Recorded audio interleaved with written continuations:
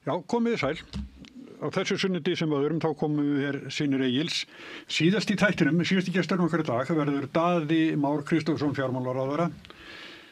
Og áður en hann kemur þá ætla að ræða við 3 þingmenn breyttar kannski friðarhorfur í Evrópu. En til að koma hérna ræða ykkur á vettvangi dagsins þá það Þóra Arnórsdóttir, Þórður Snær Júlíusson og Eyrún Magnúsdóttir. Velkomin. Takk fyrir það. Þetta sem ég var að nefna á þann, við ætlum að ræða svona breytt ástand í Evrópu og þetta eitthvað sem fólk óttast? Þetta geti breytt miklu fyrir okkur? Já, kannski stutta svar. Já, óttast sko, það er svo mikið óttast. Við getum bara sagt já og svo þarf ekki að ræða það meira, en já, ég veist það í öllu. Mér finnst hlutinir hafa breyst ansi hratt og svona heildarmyndin er að færast til hins verra, það er að segja svona óöryggið er að aukast. Við erum búin að lifa auðvitað dálítið svona fordæmalausa tíma í 80 ár, meira og minna, þar sem kostirnir við þá samþættingu alþjóðlega sem hafa átt sér stað í gegnum fyrirbæri eins og NATO og Evrópusambandið og annað slíkt sem hefur svona bundið saman hagsmuni og tryggt það að sé passað upp á granna sína, hafa búið til ástand sem var áður óþekkt og þetta er svona að verða mun viðkvæmara og ég held að það sé öllum augljóst að Rússland er að gera miklu meira en kannski margir ætluðu þeim og maður sér þessar kosningar sem að fara fram núna í ríkjum sem eru í námunda eða á áhrifasvæði, fyrrum áhrifasvæði Rússlands eins og í Moldóvíu núna þar sem frjálslyndari öflin og alþjóðavæddu öflin sigruðu, en svo í Tékklandi þar sem þetta fór á heinvegin að það er bara spennustigið allstaðar í kringum okkur, það er á öðrum stað og við erum líka bara það eru komin svo öflug stjórnmálaöfl víða að sem leggja áherslu á kannski sundrungu frekar en sammenningu. Það er að segja að skilja sig frá einhverju frekar en að tengjast einhverju meira og það dregur að minnsta úr virkni þessa kerfi sem ég var að lýsa hérna áðan og hvort að þessi að finna einhverja nýja og öfluga leið til þess að vernda vestræn lýðræðisríki, ég veit það ekki, ég allar að kann ekki uppskriftina henni. Þannig að svo ég byrja bara það sem ég enda það sem ég byrjaði, ég bara svariði bara já. Pútín er svolítið sjálfsöruggur sko. Já, og svo að þau hugsa eins og blaðamár og segja follow the money, það er svo ofboðslegt fjármagn sem er nú verið að beina í hergagnaframleiðslu og það er ekki lengur spurt verð, það er bara hvað getið þið framleitt mikið, hvað getið þið framleitt hratt, við borgum það sem þið setjið upp og þarna eru allir og við veist í allskins alþjóðlegu samstarfi og þar sem að fólk kemur saman að þá er settur fyrirvari við allt, það er að segja við vonum að þetta fari svona en svo veit maður náttúrulega ekki. Það er eins og allir gerir ráð fyrir því á allra næstu árum að þá verði einhver umskipti hvort sem það verði heil styrjöld eða hvað það er og já, sko son sem er í háskólanámi í Evrópu og ég sagði það, sko, njóttu þess að með þú getur því að við vitum ekkert hversu lengi þetta friðarástand varir og þá erum við að koma heim og þá erum við búin að setja dósir í bílskúrinn og rafhlöðu útvarp og teppi og svo framvegis og það, sko, að segja þetta án þess að vera fíblast það bara segir sitt held ég ástandið og hann finnur það svo sem alveg sjálfur bara, þú veist, hann er í Róm og hann finnur það alveg, það eru mótmæli hverjum degi, það er ofboðslega átök í pólitíkinni þar, sko þannig að þetta gegnsýrir í rauninni alla umræðu.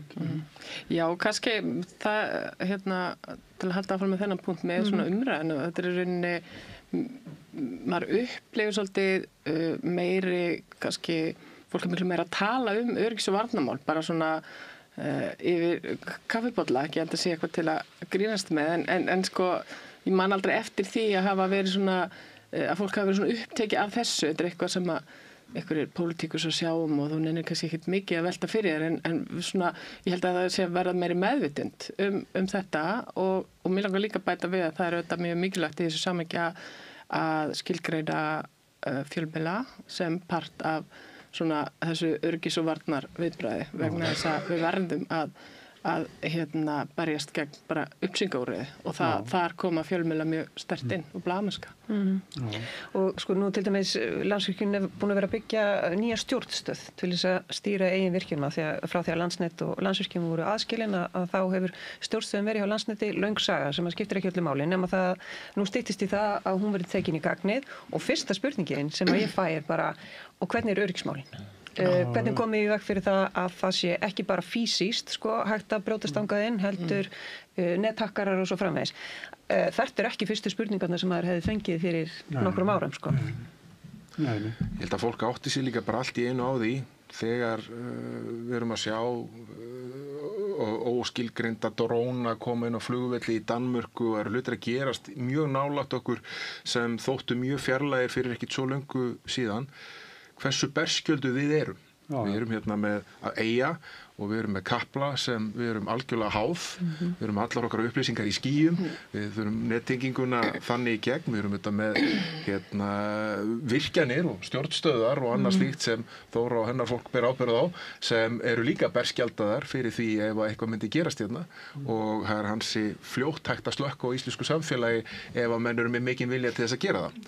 Þannig að það að minnstakosti eiga einhverja umræðu það hvernig við ætlum að hugsa þessi mál, ég held að það sé orðið löngu tímabært. Þetta þessi tími hérna munið eftir aldamót þegar svona, það var eiginlega bara ákveðið bara einhvern veginn að vestræna lýðræðismódelið og frjálslyndi væri búið að sigra og þetta bara komið, múrinn farinn og Rússland veikt og Fukuyama og akkurat Fukuyama, bara end of history og þetta reyndist auðvitað bara alls ekki svona og hluti af því samfélagsþróunin sem verður í þessum kerfum þar sé að það gliðnar á milli hópa, það eru allt og margir hópar sem telja sig vera skildir eftir í samfélagunum, bara efnaðslega ekki vera að fá lífsgæðin sem þeim var lofað eða þeim finnst þeir eiga skilið og eru þá tilbúnir að velja stjórnmálalega kosti sem þeir hefðu kannski ekki undir öðrum kringumstæðum gert til þess að reyna að hrista upp í kerfum sem ekki að virka fyrir þá og við sjáum líka bara hvernig ríki eins og Rússland eru að beita sér til þess að stuðla að auknum innflutningi eða aðkomu flóttafólks inn í Evrópu til þess að veikja kerfin og svo keyrt á eins og Eyrún var að minnast upplýsingaróriðan það bara flæði flóttafólks og allt þetta útlendingaandúðin og svona. Ég meina núna í kosningunum í Tékklandi það talið að sko rússnesku botta upplýsingaveiturnar hafi skilað inn meira kontenti inn í tékkneskt samfélag en hefðbundnu miðlarnir. Melti það aðeins sko. Þannig að það bara áskoranir eru líka bara orðnar allt aðrar og það eru orðnar svona netöryggis upplýsingar óriðu eins og þær voru að benda hérna á sko. En svo ekki svo langt síðan að bara Pútín var bara tiltölulega vinsæll á Vesturlöndum. Það var í svona flokkabandalagi með Sjálfstæðisflokknum í Evrópuráðinu. Já, og ég meina, sem endurspeglaðist í því, sko, það var, Evrópa var að leggja sér fram að mynda þar góð tengsl og hélt að það væri komið að því að Rússar yrðu bara hluti af evrópsku fjölskyldunni og þessi sést á viðskiptatengslunum, við skulum kaupa þeim gas, við skulum kaupa þeim olíu, við skulum ítundir uppbyggingu velsaldar og velferðar þar og svo kemur það náttúrulega bara allt í bakið. Mér væri gott ef Evrópa gæti velt fyrir sér í framtíðinni. Ég hef stundum, að því að við erum með umræðu hérna stundum, að spurt fólk svona hvernig sérðu samskipti í Evrópu og Rússlands eftir 30 ár eða 50 ár. Sérðu fyrir þeirra þessi friður í Evrópu án góðra samskipta við Rússland. Svona sem bara svona tilraun til þess að fá fólk til þess að hugsa út úr einhverjum drónum sem voru í fyrra gæri í Kaupmannahöfn. Þessi hættuleg hugsun að við svona leiðust inn á einhverja braut. Evrópuríkin hafa samþykkt að leggja 5% af landsframleiðslu sinni í hernaðaruppbyggingu. Að stóru leyti mun þeir fjármuni fara til Bandaríkjanna að kaupa vopn. Ég sé ekki að leiðtogar Evrópu séu að mæta sínu fólki og segja að þetta er staðan sem við erum að gera, nú þurfum við að herða sultarólarnar, við erum að skera niður velferðarkerfin og annað slíkt. Það eru flestir í því að kasta þessu fram í framtíðina, að taka lán, það sem að vera hægt að borga þetta einhvern tímann í framtíðinni. Mér finnst líka einkenni á umræðinni í Evrópu, það er Evrópa, að þið voru að tala breytta heimsmynd, það er núna í fjölpóla heimi og þarna aldamótina þá lifðum við í einpóla heimi og Evrópa var bara skottaðist á eftir Bandaríkjamönnum. En núna eru bara ólíkir hagsmunir, það er verið að tala áhrif Rússa á kosningar í Evrópu. Núverandi ríkisstjórn Bandaríkjanna er að styðja nákvæmlega sömu stjórnmálaöfl og verið að saka Rússa að styðja. Elon Musk var á mótmælafundi í mið-London hérna bara fyrir 2 vikum. Varaforseti Bandaríkjanna hefur mært Alternative for Deutschland, talað að hefðbundin stjórnmál í Evrópu virki ekki, þannig að þaðan kemur stuðningur við nákvæmlega sömu stjórnmálaöflin. Evrópa hefur treyst á stuðning Bandaríkjanna út af Úkraínu sem að mér sýnist Bandaríkjastjórn ekki ætla að sinna. Þau til í að selja Evrópu vopn og þá er Evrópa að leita peningum, er að hugsa að taka þennan gjaldeyris varaforða sem að Rússar áttu í Belgíu sem ég veit ekki hvort að verði eitthvað samkomulag að gera. Þannig að og Evrópa er að fara fram á að Bandaríkin setji svona refsitolla á Indland og Kína en núverandi stjórnvöld í Bandaríkjunum segja byrjið þið bara að setja refsitolla á Kína því að þeir líklega veit Bandaríkjastjórn að það mun valda þeim stórkostlegum efnahagslegum skaða og það mun líka valda stórkostlegum efnahagslegum skaða í Evrópu ef þeir gera það. Þannig Evrópa er í mikilli úlfakreppu og þess vegna er ég að spyrja eftir 30 ára, 50 ár því að mér finnst að þegar menn að taka ákvarðanir í dag þá ætti að vera í svona langtíma hagsmunum sjónarmið. Hvernig ætlar Evrópa að lifa í margpóla heimi? Ætlar að vera í bara bakgarður Bandaríkjanna og fara í viðskiptastríði við Kína og Indland og ætlar að vera í stríði við Rússland? Hvernig ætlar Evrópa að hafa þetta? Og ég held að þessi úrslitin þessi í Tékklandi bendir til þess að það er ekkert einugur í Evrópu þetta. Og ég meina við höfum bara þora að tala þetta af einhverju alvöru. Ekki láta eins og við sem bara sogast inn í einhverja tiltekna atburðarás sem kemur alltaf út úr þessum leiðtogafundum. Nei, öll hér hafa áhyggjur af Nei, ég held að sé líka sama að við getum séð það hér og þau sjáum það bara í fréttum að við getum fengið ráðamennin okkar, þeir tala allir eins. En svo ef að fréttamenn fara í Kringlun og spyrja almenninga, þá er almenningur alltaf bara með allt annan tón. Mjög ósáttur við vopnasendingar til Úkraínu. Vill bara finna ykkur leiði til svona friðar. Á meðan að það sé svona, eins og oft sagt, það tala allir í Evrópu núna eins og herfóringjar, enginn eins og diplomat. Þannig ég held að það sé ekki stefna sem er svona sem nýtur óumræðilegs stuðnings í Evrópu með almennings, ég held ekki. Nei. Við ætlum að ræða þetta mál aðeins betur en eftir að þið koma til okkar 3 nefndamenn úr utanríkismálanefnd sem þau fá svolítið að hugsa þetta. En hérna heima er hún vandræði fjölmiðla og þú og Auður Jónsdóttir er að byrja með nýjan fjölmiðil. Já, ég held að sé kannski ekkert eitthvað ástæða til að tala um eitthvað rosalega vandræði, það er auðvitað Já, það er herta að.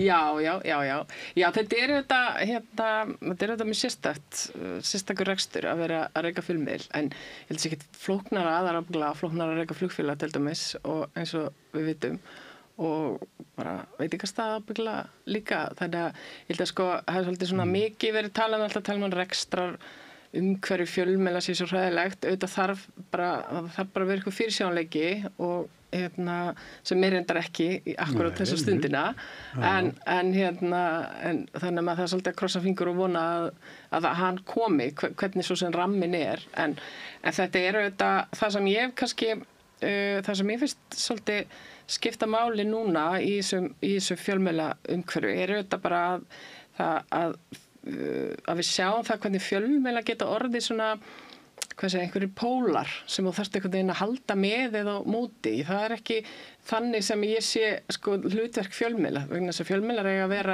að vera vettvangur umræðu, þeir eiga að geta bara sameinað en ekki veri einhvern veginn svona út af einhverjum jaðri, þeir eru að kalla fram auðvitað ýmis viðhorf en þeir ekki sjálfur að vera pólarnir ef þið fattu hvað ég meina, þannig að það er minnst svona partur af þessari það er alltaf að tala um polariseringu og sundrung og það en fjölmiðlar eiga að gera fólki kleift að tjá sig og eiga að greina mál og einhvern veginn ná einhverju svona okkur samhengi, af því að mér finnst við oft og ekki bara íslenski miðlar, bara svona þessi, við erum auðvitað öll föst í þessu hraða svona upplýsingu umhverfi og það er svona kastað á okkur einhvern veginn tilkynningum, fréttum, hinn og þessu alla daga og stundum stendur maður eftir svona, veit ég eitthvað meira í dag en ég vissi ekki, er ég eitthvað sem vísari,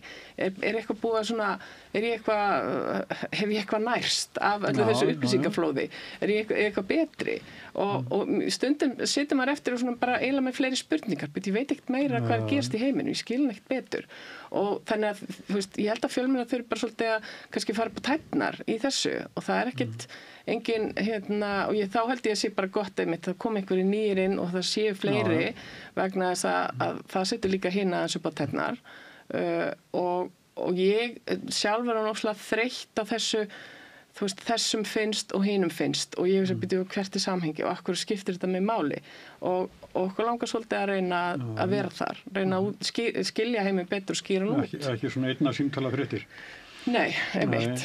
En ætli að selja áskrift? Já, þetta verður áskriftarmiðl og það er í rauninni bara eftir mikla umhugsun svolítið niðurstaðan að það sé það sem koma skal svolítið, veist, við förum út í búð og setjum vörur í körfu og greiðum svo fyrir þar að við förum heim, við tökum það ekki bara með okkur, en það er ýmislegt svona á netinu sem sko hefur reynst erfitt að segja fólki, heyri, þetta er einhver vara, svo þó sé ljótt að tala um fréttaefni sem vörur, þá er þetta samt þannig að það er heilmiklu kosta til, það ætlar að vera með stúdíu, ætlar með fólk í vinnu, fleira og fleira, þá þetta kostar að peninga og það kostar langt mest að kafa dýfst. Það er mesti kostnaðurinn í því að eins og allir hér inni þekkja. Það ætlar að vera lengi að vinna að einhverju, þá kostar það bara meira, það er bara þannig. Og það eru margar fyrirmyndir af þessu, það er mikið af svona miðlum bara sem hafa verið að spretta upp á síðustu árum, sem eru kannski þá einmitt reknir af blaðamönnum, hafa svona verið afurð af því að fólk segir, herðu, mér finnst það þurfi eitthvað aðeins öðruvísi, ég vil gera þetta einhvern veginn öðruvísi, nýta möguleikana sem eru með því að bara, þú veist, bara sem að fylgja nýri tækni eða nýri tækni, bara fylgja því að geta sett hlutina fram á svona áhugaverðan hátt og það þarf ekki að kosta heila prentsmiðju eða risastórt sjónvarpsstúdíó, þú getur gert mjög margt með litlu. Þóra, þú ert ekki svo lengur síðan stígin út úr þessum umhverfi?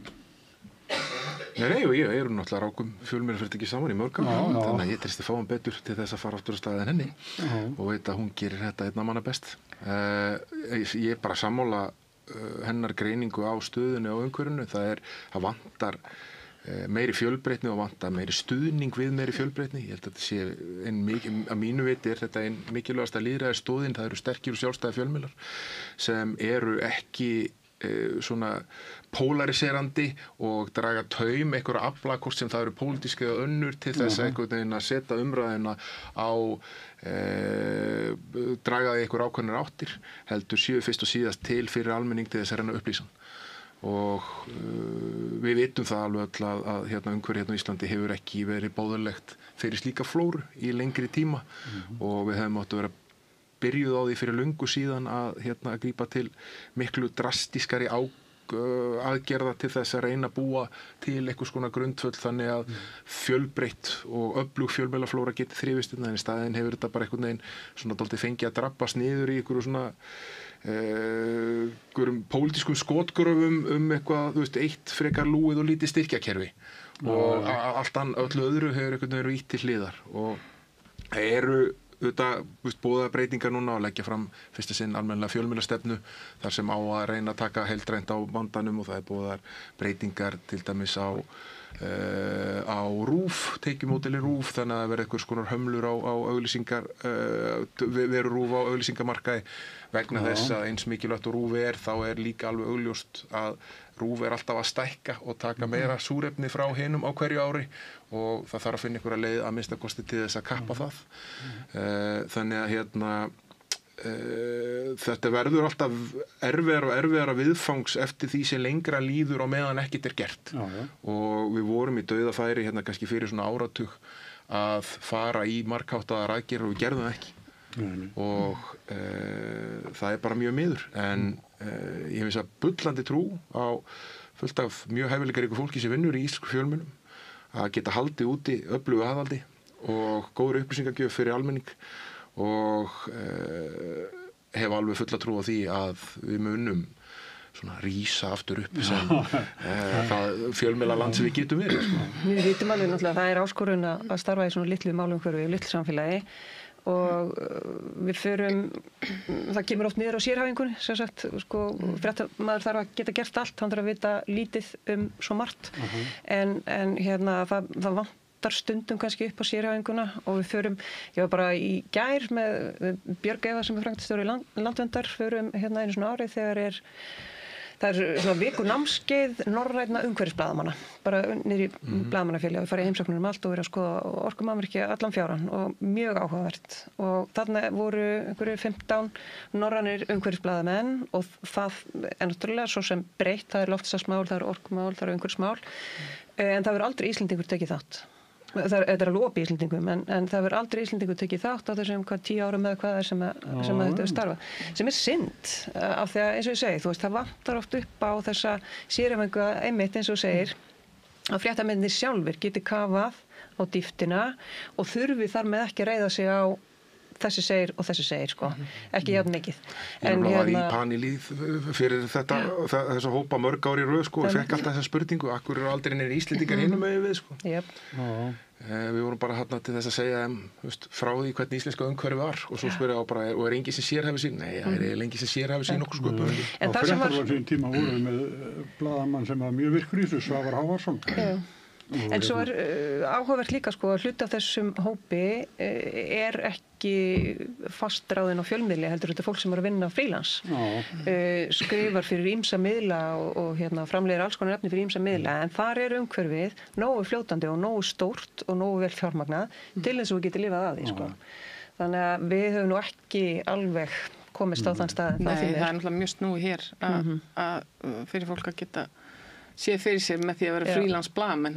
Við getum aðstoða það með því að taka ágætisfyrirmynd sem er að rithöfundasjóði sem er eiginlega stuðningur við bókútgáfu á Íslandi og íslenska tungu og þá er styrkurinn fer til þeirra sem að búa vöruna til, sem er þá blaðamenn í þessu hjá okkur en ekki fjölmiðla fyrirtæki.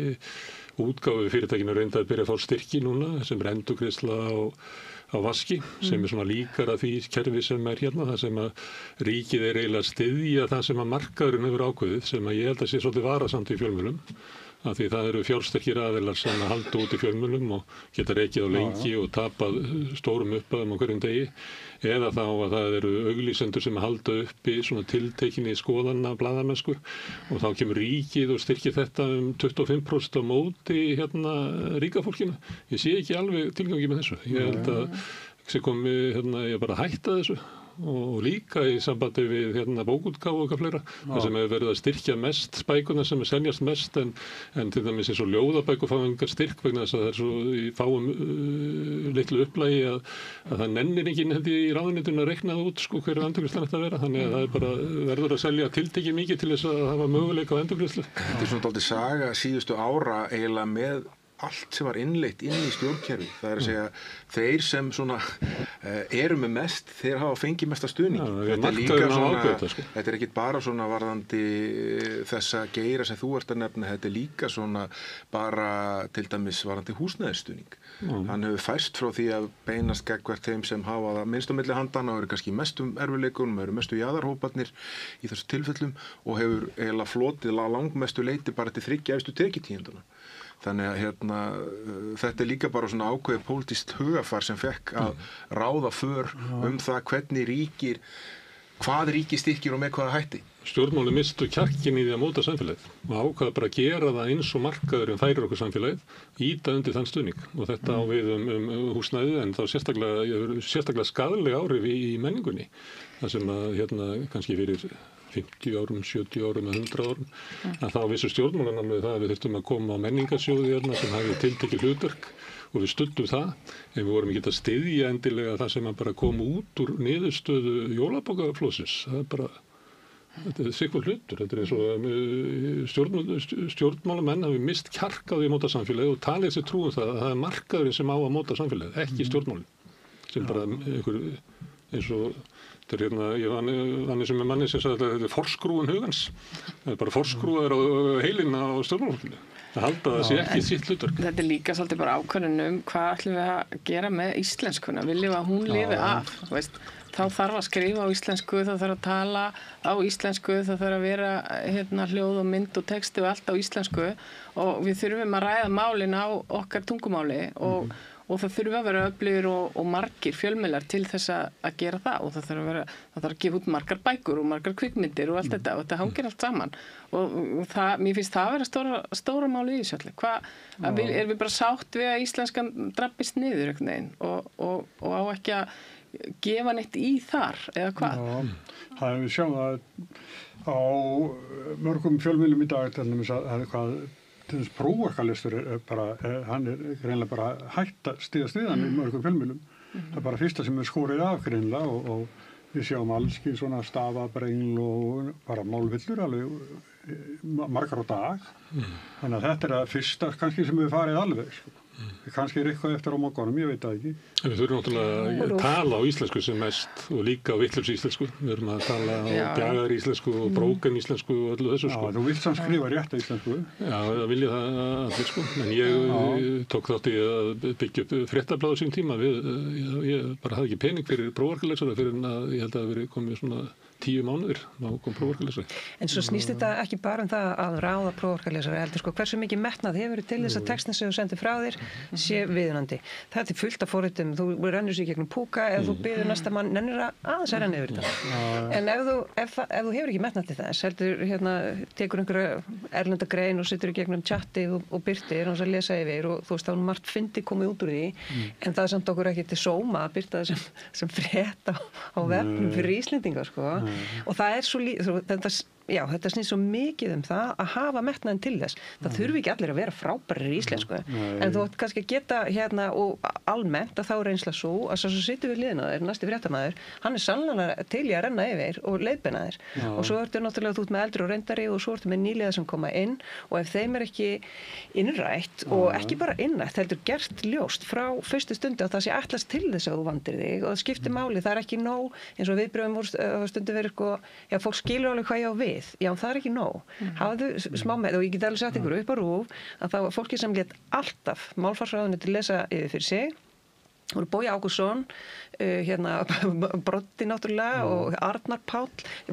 Ekkert fór frá kveika sem málfarsráðuneytið var búin að lesa yfir af því að það er bara metnaður okkar að þetta sé í lagi. Það þurfi ekki allir að vera eitthvað frábærir. Í DFF var komið þetta þegar við skilum blæðinu kl. 9:30 held ég eitthvað slís og ef það var mjög mikið að vera og maður kannski að skrifa aðalfréttina og tíminni kominn og byrjaði að banka bara fá blaði, þá stóð prófarkalesarinn bara fyrir aftan mann og meðan maður skrifaði. Nei, síður hann til að passa slísin. En mér finnst þetta samt allt og mikið svona stærsta fréttin þetta undanferð er það að ríkisstjórnin skera niður framlög til íslenskukennslu fyrir innflytjendur sem að ég hef bara spurt marga þessu hvernig standi á þessu og ég hef ekki fengið neitt svar hvernig datt þetta í hug. Þetta er algjörlega skjön við bara vilja allra og svo ég sletti nú meikar enga sens. Það er ekkert við því. Sko það var viðbótarframlagi veitt ef ég man það rétt upp á þessa upphæð sem dettur nú út þannig að það er nú eftir önnur og þriðju umræðu fjárlög og tölum við vinna eftir þannig að ég held að það hafi nú verið almenna reglan í fjárlögun núna að viðbótarframlög sem eru einskiptis þau eru ekki inn í upprunalegu fjárlögun og svo er það tekið inn til greiningar í vinnu fjárlaganefndar það hvort að það er að koma þeim inn eða ekki. En það er alveg augljóst í mínum huga að við þurfum að gefa mjög í íslenskukennslu fyrir aðflutt fólk að sýna það bara skýrslur og greiningar sem hafa verið gerðar þarna þessum bara OECD-skýrslu mjög umsveðamikla sem var gerð og birt í fyrra sem sýndi það að við erum í þeirri stöðu að börn. Aðkomufólk sem fæðist á Íslandi verra statt í íslensku en þau sem að koma þessar fyrstu kynslóðar innflutt börn. Það ekki boðleg staða og þetta lykillinn að allri inngildingu eða aðlögun eða hvað sem þau eru kallað að fólk getur verið virkir og fullir þáttakendur í samfélagi, það tungumálið. Og við erum líka bara búin að vera með á svona þessum mesta fólksfjölgunar skeiði sem við höfum auðvitað bara upplifað hérna á Íslandi en líka það mesta sem hefur átt sér stað í öllum samanburðarlöndum okkar núna yfir síðastliðin áratug.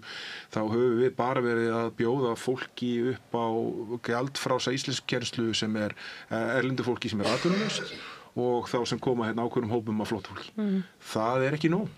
Það það ekki. Þetta 70.000 manns sko. Og það þarf að vera bara miklu víðfermar og það þarf að vera samvinnuverkefni hins opinbera og atvinnulífs að gera það vegna þess að þetta lykillinn að því að við lendum ekki í svona bænar í heimi eins og teiknast upp víða í kringum okkar heldur getum látið þetta ganga með hagsmuni allra sko. Að þetta virki fyrir alla, fólk getur komið hingað og verið fullir þáttakendur í samfélaginu. Það fólk áttar sig alveg á því, það ekki eins og það sé verið að tróða íslenskukennslu upp á þá sem hingað koma, fólk vill læra vegna þess að það áttar sig á því að það skiptir máli, það eykur líkur á því að það komist áfram í vinnu, þú vinnur þig upp og þegar þú ert að vinna þig upp þá skiptir tungumála þekkingin mjög miklu máli, fólk tilbúið að læra og það algjört bull að sé svona erfitt að læra íslensku að þú veist við getum ekki, það var svo mikið mýta lengi, já nei við getum ekki látið fólk læra íslensku, hún svo erfið, bara hvað vitleysa það bara það getur alveg þetta svona hluti kannski að þessu sama og við vorum að tala með náðan þessu hugafæri, þessu stjórnmálafræðilega hugafæri sem var hérna við lýði í töluvert langan tíma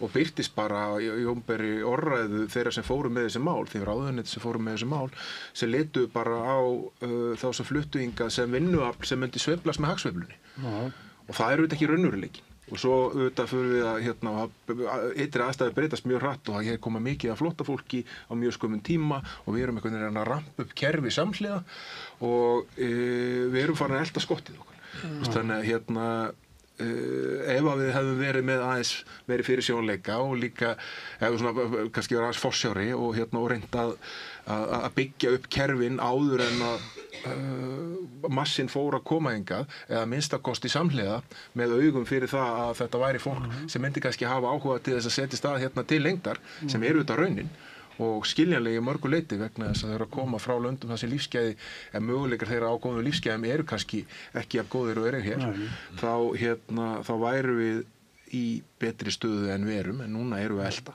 þessa innviðaskuld eins og marga aðra. Það því að Þórður stillir sér svolítið upp að hér hafi verið stjórnmál til ykkur tíma og hann náttúrulega starfar á Samfylkingunni og trúir því að nú sé orðið straumhvarf.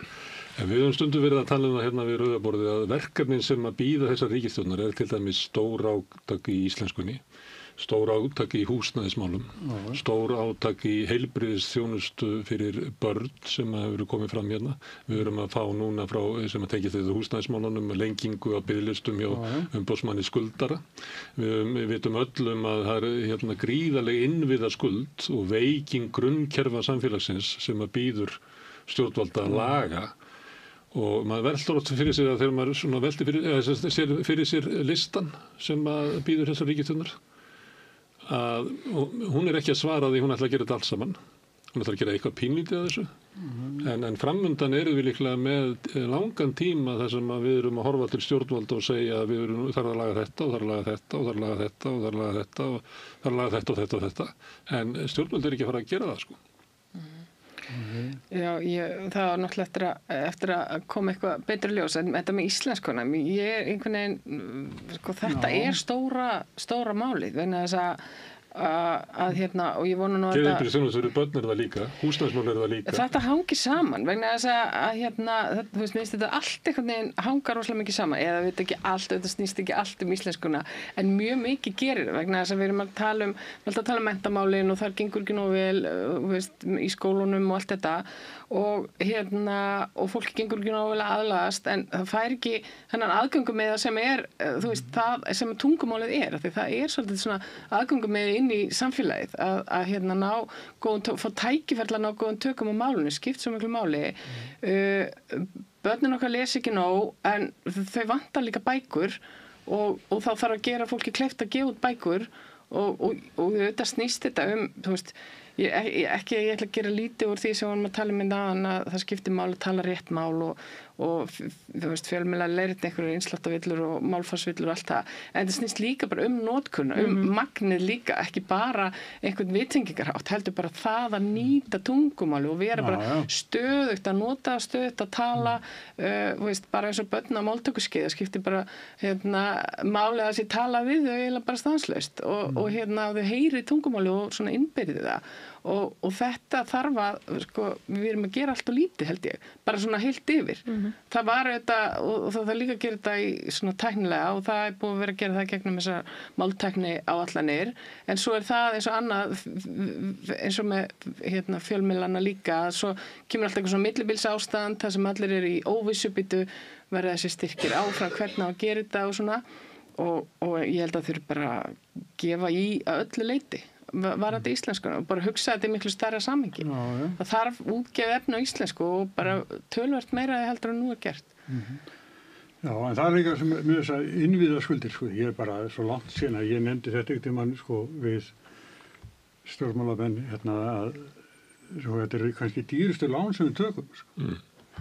Já. En á því að, þú veist, Eyrún segði, þetta hangir allt saman, það gerir það. Þú færð 70.000 manns á 10 árum, sem að hafa keypt hagvöxtinn hér og haldið uppi okkar lífsgæðum á þessu landi, allt þetta fólk sem hingaði flust, eins og kom fram þegar, ég sagði að blaðamannafundinum þegar var verið að kynna svona drögað atvinnustefnu, þar sem að Sveinbjörn Finnsson var að fara yfir, hann var að gefa okkur svona 0 punkt, sko, ef fara yfir síðustu 15 ár, að sko, næstu því öll störf sem hafa orðið til á síðustu 15 árum, eru það sem kallað lágframleiðni störf og ef við ætlum að fara að borga þessi innviða skuld vegna þess að allt þetta fólk þarf að nota menntakerfið, það nota heilbrigðiskerfið, það fyrir utan 2 milljónir sem koma og keyrum vegina, þá veist við verðum aðeins að hugsa þetta í samhengi. Þetta fólk býr ekki í einhverjum hliðaveruleika, það býr með okkur, sko, og við verðum hluta samfélaginu og nýtir innviðina, þannig að ef við ætlum að, sko, þá verðum við líka að skapa verðmæti til þess að fjármagna það. Þetta bara hangir allt saman og mér finnst það tiltölulega augljóst, en það svona, ég veit ekki, það kannski ekki allir samanlega. Ertu búin að finna lausnina? Nei, ég ekki búin að finna lausnina, en sko, hún heldur ekki, sko, ef þú ætlar að skapa verðmæti, til dæmis, ríkisstjórnin hefur sagt, það, við þurfum að vinna meira orku, vegna þess að atvinnutæki, við verðum að fókusera út frá loftslagsmálunum, við verðum að fókusera á atvinnugreinar sem nota græna orku. Og enn sem komið þá flytjum við inn 1 milljón tonn af olíu á hverju einasta ári og fer vaxandi, borgum fyrir 160 milljarða. Þetta 40% af orkunotkun Íslands fyrir utan húshitun, sem sagt ef við tekur húshitunni hliðar, þá erum við að nota olíu, það 40% af orkunotkunum okkar. Og þetta náttúrulega tala sem að við stefnum á ná niður í 0 mjög hratt, en það er engin tilbúin að segja hvernig við ætlum að gera það. Fyrsta skrifið að þú verður að hafa græna orku á móti því. Og það hefur svo sem, eins og frægt tekið mjög langan tíma að komast að stað með ný verkefni að því sviði. Og það sem svo erfitt, af því að það var svo lengi framan af þannig að sko, Landsvirkjun var stofnuð 1965 til þess að byggja Búrfellsvirkjun fyrir Alúsis. Og síðan raforkukerfið byggt þannig að það koma stóru verkefni og það eru byggðar stóru virkjanir og almenningur nýtur góðs af því. Og 99,9% allar raforkunotenda eru á almennu markaði. Það eru nokkrir stórnotendur sem nota 80% af orkunni, borga fyrir það og við viljum fá sem hæst verð fyrir það, þessi 20% eiga fórsangjant verð. En sko, þegar það hættir eins og núna, þú veist að við erum ekki, það er ekki verið að fara að byggja álver og sko það er ekki búið að ráðstafa orkunum og Hvammsvirkjun eða Vaðalduveri. Þegar við erum komin á þann stað, þá er fólk aðeins erfiðara með að ná utanum það. Hvað er það sem tapast með því að það senkar núna, sko þau senkar 4 ár því að gangsendingu Hvammsvirkjunar. Hvað er það sem við töpum? Það eru atvinnutækifæri sem við vitum ekki af, sem hefðu orðið til ef orkan hefði verið fyrir hendi. Og ég meina, milljarðar á ári náttúrulega, þú veist, í orkusölu. En við framleiðum á mikið, sko, við virkjum á mikið, sko, það er ekkert víst að þú byggir svona fyrir framtíðina. Það er ekki víst ef við förum í ykkur óhagkvæma kosti þar sem að verður alltaf hátt og það vil enginn kaupa hana. Vissulega, þess vegna þurfum við að einbytta okkur að hagkvæmustu kostinu, sko, og því sem við kunnum best, og eins og var verið að tala um á loftslagsdeginum núna síðast, sko, jú, við þurfum einhverja 5 teravattstundir næstu 5 ár, það sem ríkisstjórnin hefur sagt. Við erum ekki fara að leysa, sko, loftslagsmál Íslands með með nýsköpun á næstu árum. Við þurfum að leggja peninga í það, við þurfum að byggja það upp, við þurfum að rannsaka það, þangað til að skala það upp, en þangað til þá mun lausnin byggjast á tækni sem er til. Og í hverju erum við best? Við erum best í vatnsafli og jarðvarma. Og þangað til, ég meina, svo kemur að því vonandi að það kemur ný tækni þannig að sé hægt að framleiða rafeldsneyti og ýmislegt sem að dregur úr útblæstri bæði flugvéla og stærri tækja og svo framvegis, en það er ekki verið að gerast á morgun. Nei. En ég óttast það ekki, sko, eftirspurnin er fyrir hendi. Það held ég sé engin spurning og það er mikill vöxtur í einmitt greinu, bara í matvæla'iðnaði, í gagnaverum og ýmissi þjónustu sem notar græn orku, sko. En ég hef nú ekki áhyggjur af því að það verði ekki eftirspurn, því að ef það verði ekki eftirspurn þá held ég að hagkerfið sé í vandræðum, sko. Einhvers staðar, sko, þessi 70.000 manns sem hafa flutninga okkur hefur fjölgað mjög hratt. Við viljum að fá vinnu, það verður að vinna við eitthvað, það get ekki allir unnið í ferðaþjónustunni. Nei, ég meina við, sko, Lára Oddsson, sko, við okkur tölum oft um það að það er að fjölga eggjónum einhvern veginn í körfunni og okkur hefur að mörgu leyti tekist að fjölga eggjónum í körfunni. Í marga áratugi vorum við bara fyrst og síðast að flytja fisk. Það var eina efnaðastóðin hérna undir hagkerfinu. Svo fórum við í þessa sögu sem Þóra var að fara hérna yfir áðan þegar orkan kemur inn og það kemur önnur stóð undir efnaðaskerfið. Og sú stóð hefur auðvitað vaxið að mikilvægi á undanförnum árum og áratugum, sérstaklega vegna þess að verðið hefur farið hækkandi. Þetta byrjar í svona, kannski mjög orðað fallega samkeppnishæfum samningum við einhverja erlenda stórnotendur og svo þegar það kemur að endurnýjun munum eftir stríðunum sem Landsvirkjun og bara íslenskt samfélag hefur tekið hérna við álverin stundum þegar þau eru að endurnýja. Og svo bætist við ferðaþjónustuna mjög skömmum tíma og svo núna það svona þessar svona hugsandi greinar orðnar líka mjög stór stóð. Þannig að við erum líka lítil þjóð og það þarf ekki rosalega mikið til að hlutinni breytist hratt.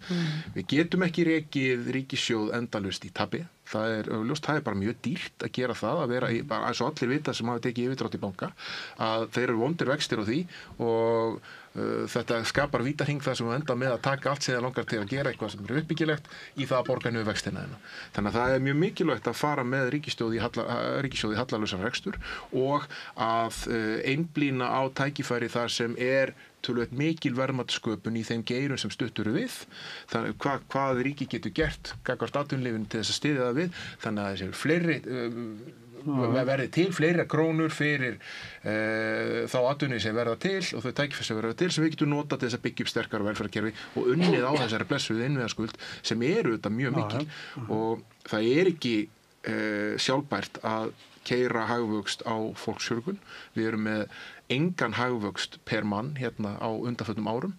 Það segir sér sjálft að ef þú ætlar að gera eitthvað meira en við gerum núna þá þurfum við að auka verðmætasköpun og það er stefnan og núna er þessi atvinnustefna núna í mótun og svo þetta bara verður að sjá hvort að það virki ekki eins og það á að virka og fólk getur síðan sagt sína skoðun á því í næstu kosningum. Við verðum svo lánsamir að Daði Már Kristófersson verður síðasti gestur þessa þáttar.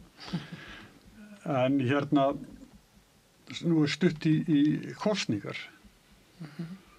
Það er óspennandi, vissu hvað það? Það eru óspennandi? Já, það er stundu sem að sérstaklega sko þau sem eru á þingi sér, ég nenni ekki að reyna sveitarstjórnarmálin. Já, ég held að það sé spennandi af því að það eru til dæmis að verða tímamót í Reykjavík sér það, því að það fórst fólk sem er farið og menn eru alveg farnir að setja sig í stellingar. Nú bý ég ekki í Reykjavík, þannig að ég hef nú yfirleitt sagt sem minnst þróun Reykjavíkurborgar og stjórnmálana þar, hún er höfuðborgin og nei, ég held að sé ekkit óspennandi. Af hverju segir það? Jú, ég held að. Kannski ekki óspennandi, en ég er búin að undanfarna dag, vera með smá kvíðanhút, ég sagði, þetta er byrjað og þetta verður óbærilegt, af því að og ég er alveg búin að skoða því það er búin svo mikil umræð leikskólamálin og sveitarstjórnarstigið náttúrulega með leikskólana, sveitarfélögum treyst fyrir að reka leikskóla og það er bara búið að vera, það er bara sömu vandamálin í þessum málaflokki áratugum saman og þau bara leysast einhvern veginn ekki og svo eru sveitarfélögin orðin svona farin að haga sér svona svolítið eins og stórfyrirtæki eru í einhverjum svona ímyndarsköpun og eru svolítið svona með búin að skýra, ég veit ekki hvort það eru þau sjálf sem nefna þetta eða hvort það eru fjölmiðlar eða hverjir, en þetta þú veist Kópavogsmódelið, nú komin Akureyraleiðin og Reykjavíkurmódelið, það heitir allt eitthvað og þetta skiptir enginn af þessum nöfnum skipta neinu máli fyrir börn eða foreldra eða starfsfólk leikskólana af því þau vilja bara að þetta virki og að þjónustan sé þannig að börnunum líði vel, að það sé starfsfólk til að sinna þeim, starfsfólkinu líði vel og það geti lifa á launum sínum og foreldrar einhvern veginn geti látið hlutina ganga upp og líka einstæði foreldrar. Verður þetta aðalkosningavalgangi? Mér sýnst stefni það allavega, af því að það sem ég fór að hugsa í þessu og það sem verður óbærilegt að nú allir einhvern veginn að keppast að segja, heyrðu, við erum með bestu leiðina en enginn með neina leið sem alveg virkar og það að sorglega í þessu og við erum 400.000 hræður, akkur getum við ekki koma okkur saman eitthvað sem getur virka, getum við ekki bara fundið út úr þessu, þá sveitarfélögin myndi til dæmis bara tala saman, myndi finna einhverja leiði sem virka og við erum ekki einhver svona keppni, einhver skrítinni pissukeppni með það, hver er með flottasta reksturinn okkur leikskólum, þú veist þeir þurfa bara að vera í lagi, það þarf bara að vera, þeir þurfa að vera helst ekki miklaðir líka og þeir þurfa að vera bara góðir fyrir börnunum þarf að líða vel og þau eru bara, þetta þarf að ganga upp og þetta gera þetta, það kostar. En við þurfum að fá bara raunverulega umræðu leikskólamálin til þess að komi því að síðustu kosningum leikskólamálin hafa verið kosningamálina. Það komið bara flokkar komið það fram og lofuðu því að allir fengi pláss 2 ára eða eins að fá klára hérna. Málið það að kerfið eins og var áður, það var byggt upp á langri vinnu inn á leikskólunum sem að fólki sem að vinnu þar vill ekki, það vill fá styttri vinnudag. Það var samþykkt án þess að það væri ákveðið það að þá þurfum við líklega 30% meira fé til þess að hafa 1,5 vakt til þess að sinna því þess að atvinnulífið er þarna úti og það vill að fólki mæti sig lengi í vinnunni og fólki sem að vinnur í atvinnulífinu kemur með börnin í geymslu hjá okkur og krefst þess að fá það. Við minnum bara niður í ráðhúsi þar sem að var verið að rétta borgarfulltrúum börnin sem að þeir lofuðu að koma í vistum. Atvinnulífið hefur ekki gert neitt til þess að aðlaga sig að því að sumt af launafólkinu á börn. Það er ekkert svigrúm í því. Þannig að þetta er bara einhver svona og þar fyrir utan að það hefur komið fram að til þess að svara þessu ákalli að þegar að fæðingarorlof er búið að þá eigi sveitarfélögin að taka við öllu börnunum að það er ekki bara verið að bæta eins og svona 1 eða hálfu ári við heldur er það sá hluti leikskóla sem að krefst langsmest af starfsfólkinu. Þannig að það er kostnaðarauki upp á kannski önnur 30% til þess að sinna því. Þetta hefur aldrei verið rætt það hvernig við ætlum að hafa dagvistun, hvernig það spilar við fæðingarorlofið, hvernig við ætlum að leysa þetta, hvort að sveitarfélögin eigi að fá stuðning frá atvinnulífinu til þess að geta að vera að passa börnin á meðan að launafólkið er í vinnunni. Þetta er bara ekki rætt. Þurfum við alltaf að vera að hlusta okkur á stjórnmálamenn sem að þykjast draga upp einhverja kanínur upp úr sínum hatti og ég ætla að leysa þetta mál. Þannig að geta útskýrta. Við erum með hellinga bara gjaldföllnum kosningavíxlum í leikskólamálum og við höfum bara hægt að hlusta á þetta fólk og við höfum bara frekar að hlusta á fólki sem að vinnur í leikskólanum, hvernig er raunverulega hægt að reka þá og þá verðum við að fara aðlaga okkur að því, ekki fara atvinnulífið getur verið að hegða sig eins og það vill og gert kröfur á því að þú mæti bara víst í vinnu þótt þú eigir barn og svo eigir bara sveitarfélögin að redda því einhvern veginn með að fólk vinni þar 10 tíma á dag á skítalaunum. Já, ég hjó eftir einu í þessar umræðu núna. Það það að það bara gerist ekki allstar og alltaf, en það þannig að sum börn eru með lengri viðveru í leikskólanum heldur en starfsfólkið. Já. Það kemur ekki óvart. Lítil börn. Já. Ég meina foreldrunum þurfa að skila barnin á sér, fara í vinnuna og af því að þið segir leikskólamál verið kosningamál, ég held að samgöngumál verið það líka. Og það bara... Og húsnæðismál vonandi. Já, en það segir sér bara sjálft að þá er þetta löng dvöl, en það hefur fæðingartíðin hrapað. Aldrei fæst færi börn og þannig að kannski út af þessu. Já, ég held að hluta til. Fólk hugsa bara, ég er ekki tilbúin í þetta. Þetta er bara kerfið funkar ekki alveg fyrir mig og ég held að það sé hluti af skýringunni, já. Til þess að finna lausnirnar á þessum risastóru málflokku sem þið eru að nefna hérna, sem ég sannlega vona verði allt kosningamál. Núna, það veri leikskólamál og það veri samgöngumál og það veri húsnæðismál. Þá þurfa báðar hliðar að vera dálítið opnar fyrir því að tala af raunveruleika það hverja áskorunin er. Þú myndist á hérna í fínni ræðu áðan það að þessar breytingar núna, þær eru þetta fyrir mörguleiti starfsfólki til þess að búa til boðlegt starfsumhverfi fyrir þau. Það eru þetta lykilatriði að því að kerfi virki, að starfsfólk upplifi að aðstæður þeirra séu boðlegar. Það er svona fagnarefling sem flestir sem vinna á leikskólanum eru. Það er svona fagnarfélag leikskólakennara þessum breytingum.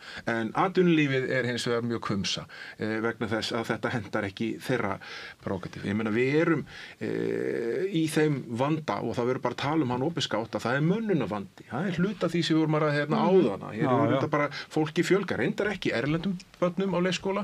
Það er hérna ekki þannig að þeim hefur fjölgar neitt mjög mikið og það er meðal annars vegna þess að þeir sem koma hingað erlendis frá eru hérna opnari fyrir því að taka þessu svokölluðu heimagreiðslur og það er vandamál vegna þess að þá auðvitað verða börnin ekki jafnvel nái við íslensku og menntakerfið og missa svona að félagsmótun á fyrsta stigi.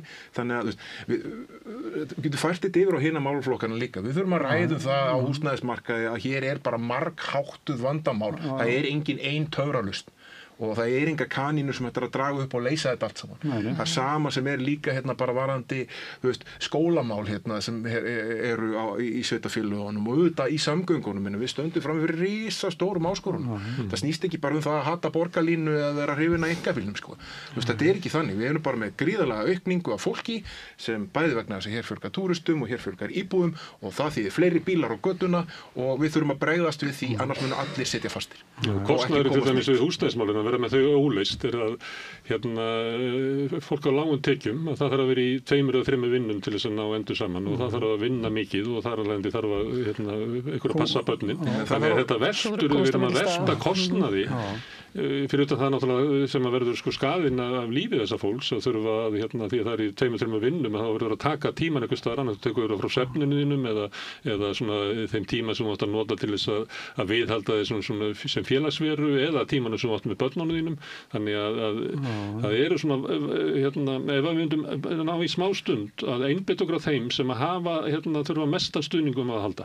Það er að laga mest sem eru í vestri stöðu í húsnæðismarkaði á barnafjölskyldunar og fleira. Ef við getum í smá stund einbeitt okkur á þeim í staðin fyrir að velta fyrir okkur hvernig við getum ýtt undir fyrirtækin og stórfyrirtækin og fjármagnseigendur. Ég held að samfélag okkar kannski skána bara mjög hratt, sko. Ég held að við séum bara með fókusinn á okkur furðulegum stað, sko. En talaðu samgöngunar, ég fer oftast út með hundi minn rétt fyrir 8:00 og þegar allar stoppbrautir sem geng nálægt, Hringtorg og fleira, það er alveg pakkað.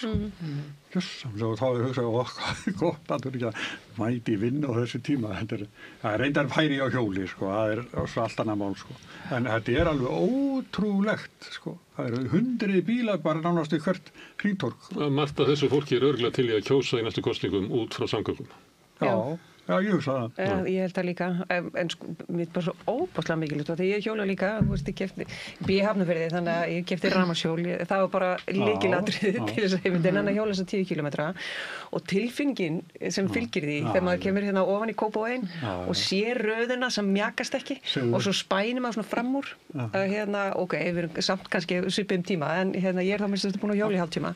Ákveðin svo montréttur. Montréttur, algjörlega, en svo nenni ég ekkert endilega, þú veist, það er bara úslega leilt veður eða það er hríð eða þú veist, og ég veit ekki hvort það er búið að moka stígana og svona, sem stígakerfið hefur batnað mjög mikið.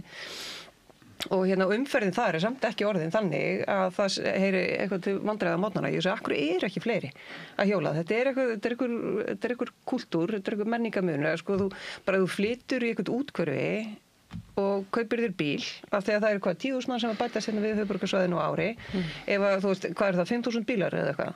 Þú veist, þetta rosa fljótt og ef þú raðar þeim upp, ég meina hvað það margir kílómetrar? Þú veist, við vitum alveg og við getum ekki gert bara svo Dallas og bætt bara við nýri akrein. Þú veist, það ekki. En allt skipulagið miðað við bíla. Þú getur ekki farið í búð og keypt í matinn á bíl. Þú getur ekki, þú ert að skutla, sækja börnin í skóla og skutlar í ballett og svo í fótbolta og þú ert alltaf á bíl. Það þetta vandamál. Við erum að díla við það að Reykjavík skipulags og bandarísk bílaborg áratugum saman og út af því þú minnist á Dallas. Ég hef keyrt í Dallas og Dallas svona eins og vera fastur í Jetson þætti. Þetta bara lag eftir lag eftir lag af mislægum gatnamótum og bara maður horfir þetta bara furðuverk og þar allt leyst með því að gera stærra, fjölga akreinum, fjölga mislægum gatnamótum og svo framvegis og þessi svona þróun sem átt sér stað núna, þetta ekkert svo langt síðan við fórum að reyna að snúa þessu við að þetta sem þarf að gera í borg ef hún á að fungera. Það eru fleiri íbúðar á ferkílómetra. Það þarf líka bara að vera opinn, þú veist, gagnvart því og tala það bara, þú veist, það hefur ekki allt gengið vel sem hefur verið gert hérna, sko. Sumt hefur bara mátt gera betur og það þarf til þess að draga úr neikvæðum áhrifum þessa kerfis sem við erum að reyna að draga tilbaka, þessa samgöngukerfis og húsnæðisuppbyggingu eins og hún var, þá þurfum við að svona, eins og ég sagði að vera tilbúin að velta upp líka tala bara hinskipti það, þetta eru bara rist og ráskorunir. Ég meina við erum með, að tala að styðja við verst þetta hópin. Við erum búin að vera að reyna að byggja upp félagslegt íbúðakerfi aftur, almenna íbúðakerfi og það raunverulega bara Reykjavík sem að draga vagninn þar. 70-80% af öllum almennu íbúðunum sem byggðar í Reykjavík. Það samt mörg þúsund manns á biðlista eftir almennu íbúðunum og það augljóst að það mikil eftirspurn hjá þessum hópum. Þannig eru tekjumörk, skilur þú færð ákveðin tíma í þínu æviskeiði þar sem þú getur fengið aðgang að þessum íbúð og ánægja og öryggistilfinningin sem fólk fær sem býr inn í þessi kerfum versus önnur leigukerfi sem búið inn í miklu meiri. Þannig þetta augljóslega jákvæð lausn og þarna á að vera miklu sterkari hvati til þess að rampa hana upp mjög hratt til þess að geta breytt hlutunum að sér hratt. Og ég skjóti einu þegar við talaðum þéttingu byggðar, það oft notað að segja dæmum að þessu fleiri bílar á götunum. Ég búið í miðbænum og vesturbænum frá því ég flutta heimann. Og ég hef séð breytingarnar á þessu hverfum, það sem áður voru kannski 12 manns í einu húsi búið núna bara 2.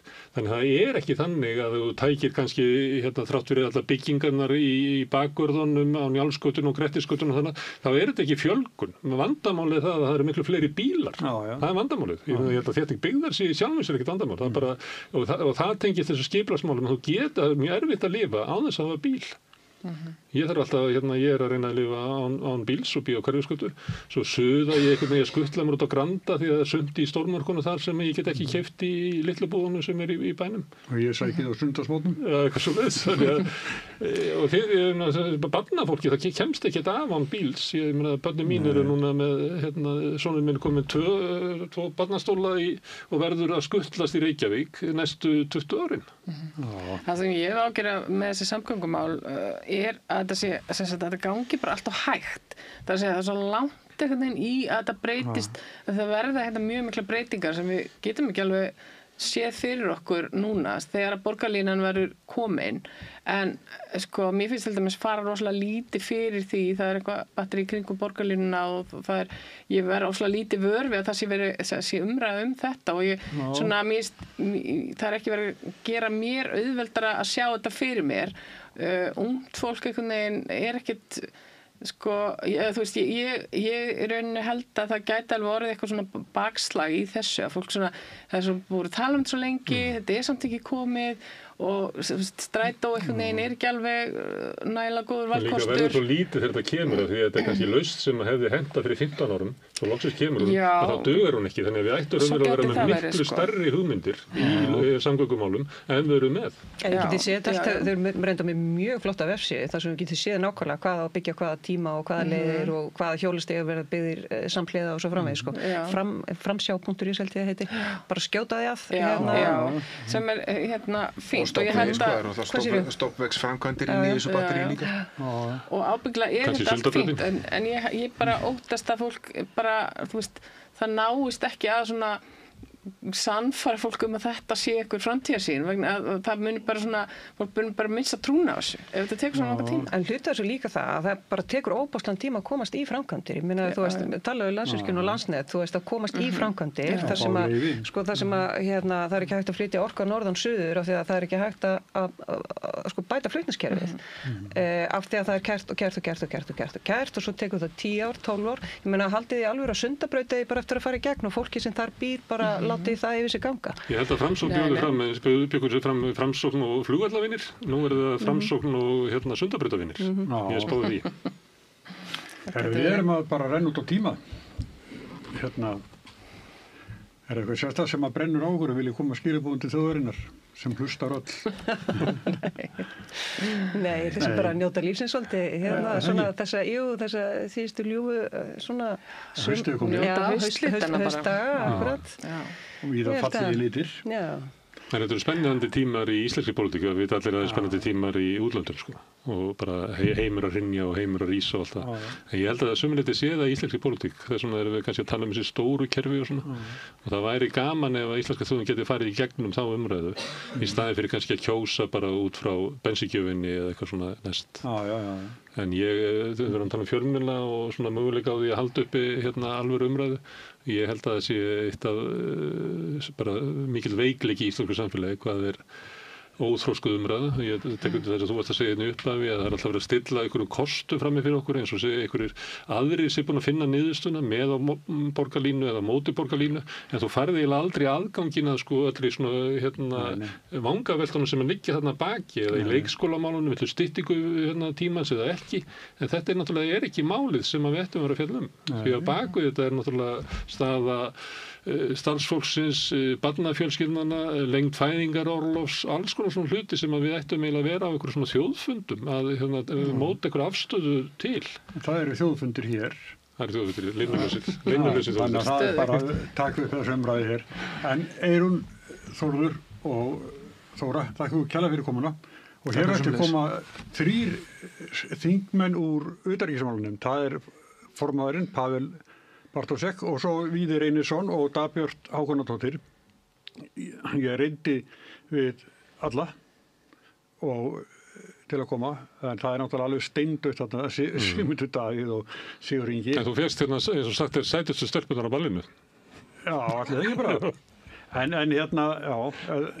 þau koma hérna eftir til að ræða ófriðin, hugsanlega, eða ófriðin sem í Evrópu. Heyrum það betur eftir, en takk ykkur fyrir komuna.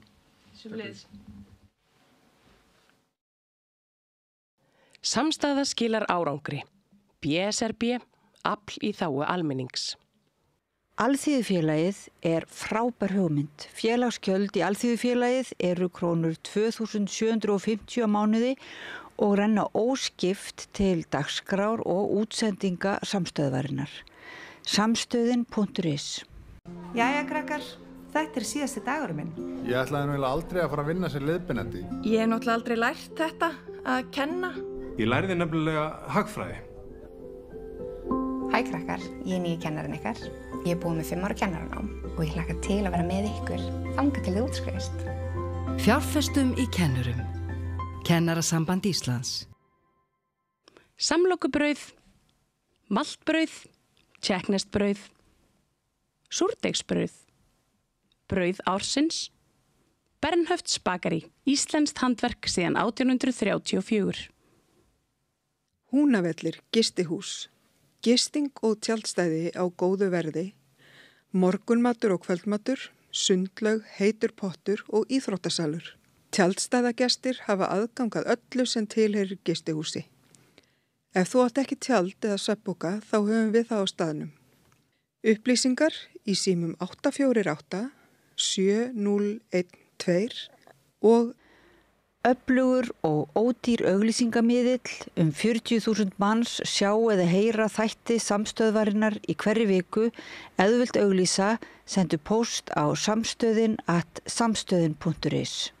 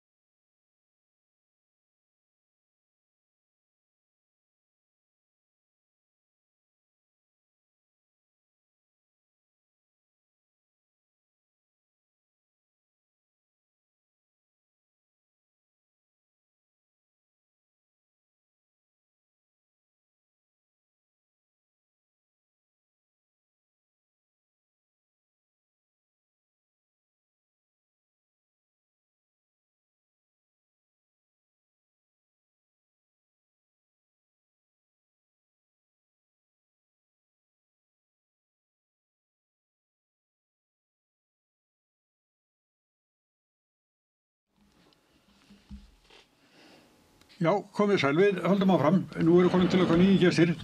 Þau eru öll úr utanríkismálanefnd. Það er Pavel Bartošek, Víðir Einarsson og Dagbjörg Hákonardóttir. Pavel, þú ert formaður nefndarinnar. Já, það er rétt. Það er rétt. Það er rétt. Já. Síðast reyfisi.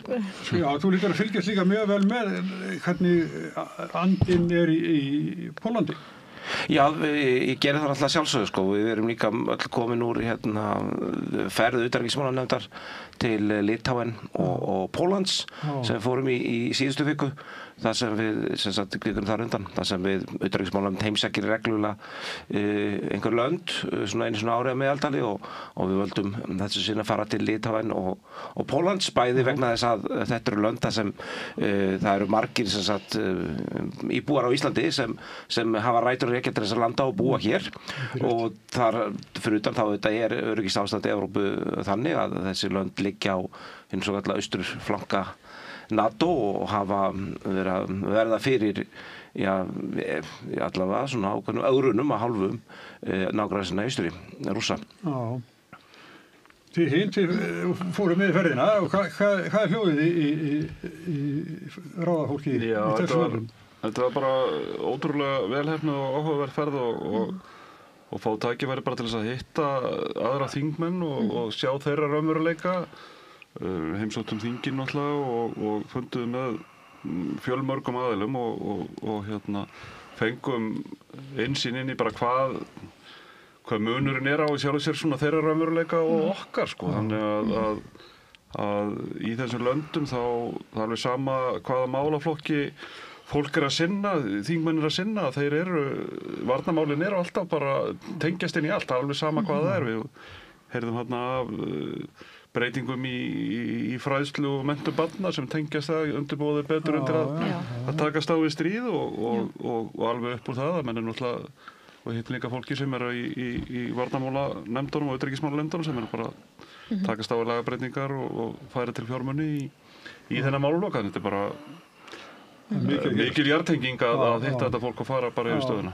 Já, við vissum svo sem hvað við vorum að fara út í með til dæmis Litáen að við vitum að það er alveg mjög remtaug sem er á milli Íslands og Eystrasaltsins í þessu en ég átti ekki von á slíkum höfðinglegum móttökum eins og raunbavitni í litáiska þinginu sérstaklega þar sem við vorum bara með þeim þingmönnum sem voru auðvitað bara á vettvangi bara í eldlínunni þessa daga þar sem viðurkenning fór fram af hálfu Íslands á sjálfstæði og tilvist Litáen og annarra Eystrasaltsríkja. Þeir eru með innrammað telex-bréf sem barst frá Reykjavík til Vilnius vegna þess að það búið að slíta á allar símalínur og þetta er eitthvað sem við megum ekki gleyma. Kynslóðin sem núna vaks úr grasi í Litáen og Eystrasaltinu er kannski ekki alveg jafn mikið með þetta á takteinum og menn af þeirri kynslu sem var á staðnum en það er líka svona sérstaklega áberandi hversu mikil viðvera Úkraínustríðsins er einhvern veginn í öllum málaflokkum sem tilur. Það er valla sá málaflokkur sem hefur ekki einhvers konar Úkraínusnertingu og hver einasti þingmaður í litáiska þinginu er með úkraínska fánan á borðinu sínu. Og ég vil kannski bætir bara við að því eins og Dagbjörg segist þá fengum við kynningu með þingmönnum sem höfðu verið á staðnum þegar að sovjíski skriðdekar voru heinum yfir ána og maður sá bara raunin í augun á þeim hvernig þeir upplifðu þessa atburði hálfpartinn aftur þegar þeir voru að segja okkur frá þessu. Þannig fyrir þeim er þetta engin fjarlæg saga. Þetta er bara þessi dagar þar sem Litáen endurheimti sjálfstæði sitt er bara eitthvað sem er þeim ennþá í mjög fersku minni. Og líka í glugginn á þinghúsinu í Vilnius var alveg sérstaklega svona sláandi. Þeir eru með einn stóran glugga sem hefur ekki verið gert við og í honum er byssukúlu far og það verður ekki gert við þennan glugga. Þannig að það var auðvitað bara skotið á það. Já, ég meina þingmenn hann sem að eins og hann eitt sem við hittum sem var ungur maður þegar að þetta var í háskólanum og horfði á skólasystkini sín drepin þegar voru að verja útvarpsturnin til þess að halda áfram útvarpssendingum og og síðan að horfa að þinghúsinu og standa þar fyrir fram að skriðdrekana. Þetta er náttúrulega bara einhver veruleiki sem að við þekkjum ekki og betur fyrir gátum við líta þau svo allan á að við hefum getað einhvað hjálpað til á þessum tíma og það hefur skipt máli eins og við horfum á það gagnvart stuðningnum okkar við Úkraínu núna, þetta skiptir raunverulegu máli. Það var Evrópuþjóðirnar voru með fundi í Kaupmannahöfn í síðustu viku, þar var meðal annars Donald Tusk sem er pólveri. Hann sagði að Evrópa var í stríði við Rússland, er það eitthvað mat? Já, ég held að það sé vorulega erfitt að horfa á atburðarásina sem er í gangi öðru svo heldur en að víglínan milli Rússa og Evrópu liggur Úkraínu núna og það eru ansi margar þjóðir að taka þátt í að styðja við það. Þar með við sem hluta Evrópu, við erum í stríði við Rússland. Við erum að taka þátt í þessari varnarbaráttu með beinum hætti í Úkraínu, með beinum framlögum til ýmissa mála, bæði mannúðarmála og líka eins og... Ég spyr að því að hann orðar þetta núna svona sem hann gerði ekki fyrir árið síðan en það sem þú ert að nefna núna við verðum að styðja Úkraínum en árum saman en að það sé komin svo staða í Evrópu núna að Evrópa sé komin í stríð við Rússland. Smári ekki friður. Getur einhver haldið því fram að þessu friður? Þetta er smá semantísk æfing. Hann sagði ekki Evrópa er ekki í friði við Rússland, hann sagði Evrópa er í stríði við Rússland. Þá verðum við bara hins vegar að horfa á þetta bara, þetta er ekki binary endilega en við verðum nú samt að átta okkur á því að það er ekki bara hann. Mette Frederiksen hefur haldið því fram að þau séu í fjölþátta ógnastríði og það er bara ýmis variasjón á hugtökum sem við leyfum okkur að nota og við Íslendingar verðum bara fyrirgefðu að skóla okkur talsveit betur í til þess að geta notað með samfærandi hætti. Þess vegna er ég að spyrja ykkur, hvar eru liggja mörkin að við verðum að skóla okkur í því? Erum við í stríði við Rússland? Ekki í friði, það er svarað sem ég á að það er. Erum við í fjölþáttastríði við Rússland? Má halda því fram, ég ætla að segja að það er ekkert útilokað við það er ólíklegt. Það er ólíklegt að hinga berist vopnið átök á næstu en það er hvergi útilokað. Það er bara raunveruleiki sem alla þjóðir í heiminum búa við í dag á friðar eða svona óöryggistímum. Ég held að allavega lágmarki sé að við horfum á það að við stöndum frammi fyrir því að geta orðið fyrir fjölþáttaára sem að þá má kannski alveg leiða þig líkum að þar hefur nú þegar farið fram hér. Hér hefur nú komið fram í áskýrslum Sertís að mjög vel útbúnir og skipulegir hópar hafa stundar netárásir á Ísland og þannig að það er kannski bara það við erum ekki farin að nota réttu orðin eða sömu orð og aðrir. Stríðið nær núna yfir mikið fleira en það gerði áður. Já, ég held að það sé akkurat það sem... Og er að herða þessu viku, þess vegna er Mette og Donald Tusk að orða þetta með þessu Mette? Já, ég held að fyrir mörgum þegar sagt stríð og talað heimsstyrjaldir og eitthvað svona, þá horfa menn á skriðdreka og stórskotanisárásir og fótgönguliða og það, en raunveruleikin í dag er kannski líka bara pínlítið að þetta er orðið miklu víðtækara og öðruvís heldur var 1939 þegar seinni heimsstyrjöldin hófst. Pavel, eru við í stríði við Rússa? Það sem ég á aðeins erfitt með þessa spurningu hjá þér, Smári, er það að þetta er kannski spurning hvort þessi vera beðið með pólitíska yfirlýsingu eða lýsingu á ástandi. Rússar vilja ekki einu sinni meina að þessi stríði Úkraínu. Þeir vilja meina að það sé bara eitthvað svona sérstök hernaðaraðgerð sem þeir eru að stunda. Talsmaður Pútín hefur enda sagt að Evrópa sé í stríði við Rússland. Já, ég held að það sé þá, ef við talum lýsinga ástandi þá er ljóst að það er ekkit mjög friðvænlegt milli þess að Evrópu hluta NATO og Rússlands. Hins vegar alltaf hafa ekki hafist bein svona hefðbundin hernaðarleg átök og ég ætla fyrir mitt leyti að spá því að mér finnst ólíklegt og þó nokkuð ólíklegt að það stefni í það þó séu þetta ekki að útiloka það. Það er svolítið annað og pingustum hættilegt þetta hvernig við tóðum til þessu hugtök og gerum að auðvitað þá líta Rússar svo á að þeir líta ekki á okkur sem vini sína þessa dagana. Þeir eru að beita Evrópu ýmiss konar aðgerðum sem myndi nú kallast óvinveittar með það hefur verið kveikt í verslunarmiðstöðvum, það hefur verið reynt að sabotera lestarsamgöngur, það hefur reynt að fara með dróna inn í ríki og trufla flug, það hefur verið ráðist á mikilvægum innviðum og þetta eru ekki vinveittar aðgerðir en það hefur eins og komið engin þeirra verið kannski með þeim hætti að hún myndi flokka sem bein hefðbundin stríðsaðgerð að það hætti að skriða ekki fyrir land. Ger ekkert á þetta á móti eða hvað? Hvað segirðu? Er Evrópuríkin? Því er ég ósammála. Mér finnst viðbrögðin undanförnu hafa þetta á móti bara verið að mörguleyti ábyrg en samt ekki þannig að ekkert hafi verið gert. Ég meina, þessi drónar sem fóru inn í Pólland, þeir voru skotnir niður nokkrir í samstarfi NATO-þjóða, hollendinga, þjóðverja, Pólverja, Bandaríkjamanna sem sveimuðu yfir og sá fyrir eldsneyti til F-35 vélanna sem þarna voru yfir. Það búið að fara borðina bát sem grunur á að hafi verið að nota til þess að skjóta þessum drónum á loft sem trufluðu flug í Kaupmannahöfn og víðar. Það er ekki þannig að sé ekkert gert. Nei, ég svo ekki, við erum ekki að hrekja þá með að fljúa. Það er náttúrulega stríðið í Úkraínu eða innrásin, það er náttúrulega fjármagnað af Evrópu og við erum að kaupa vopn og senda sem eru notuð til þess að drepa rússneska hermenn. Við erum líka að beita rússa viðskiptaþvingunum og höfum tekið bara markverð og ákveðin skref í átt að því að mótmæla þeirri ólögmætu innrás sem á sér stað í Úkraínu.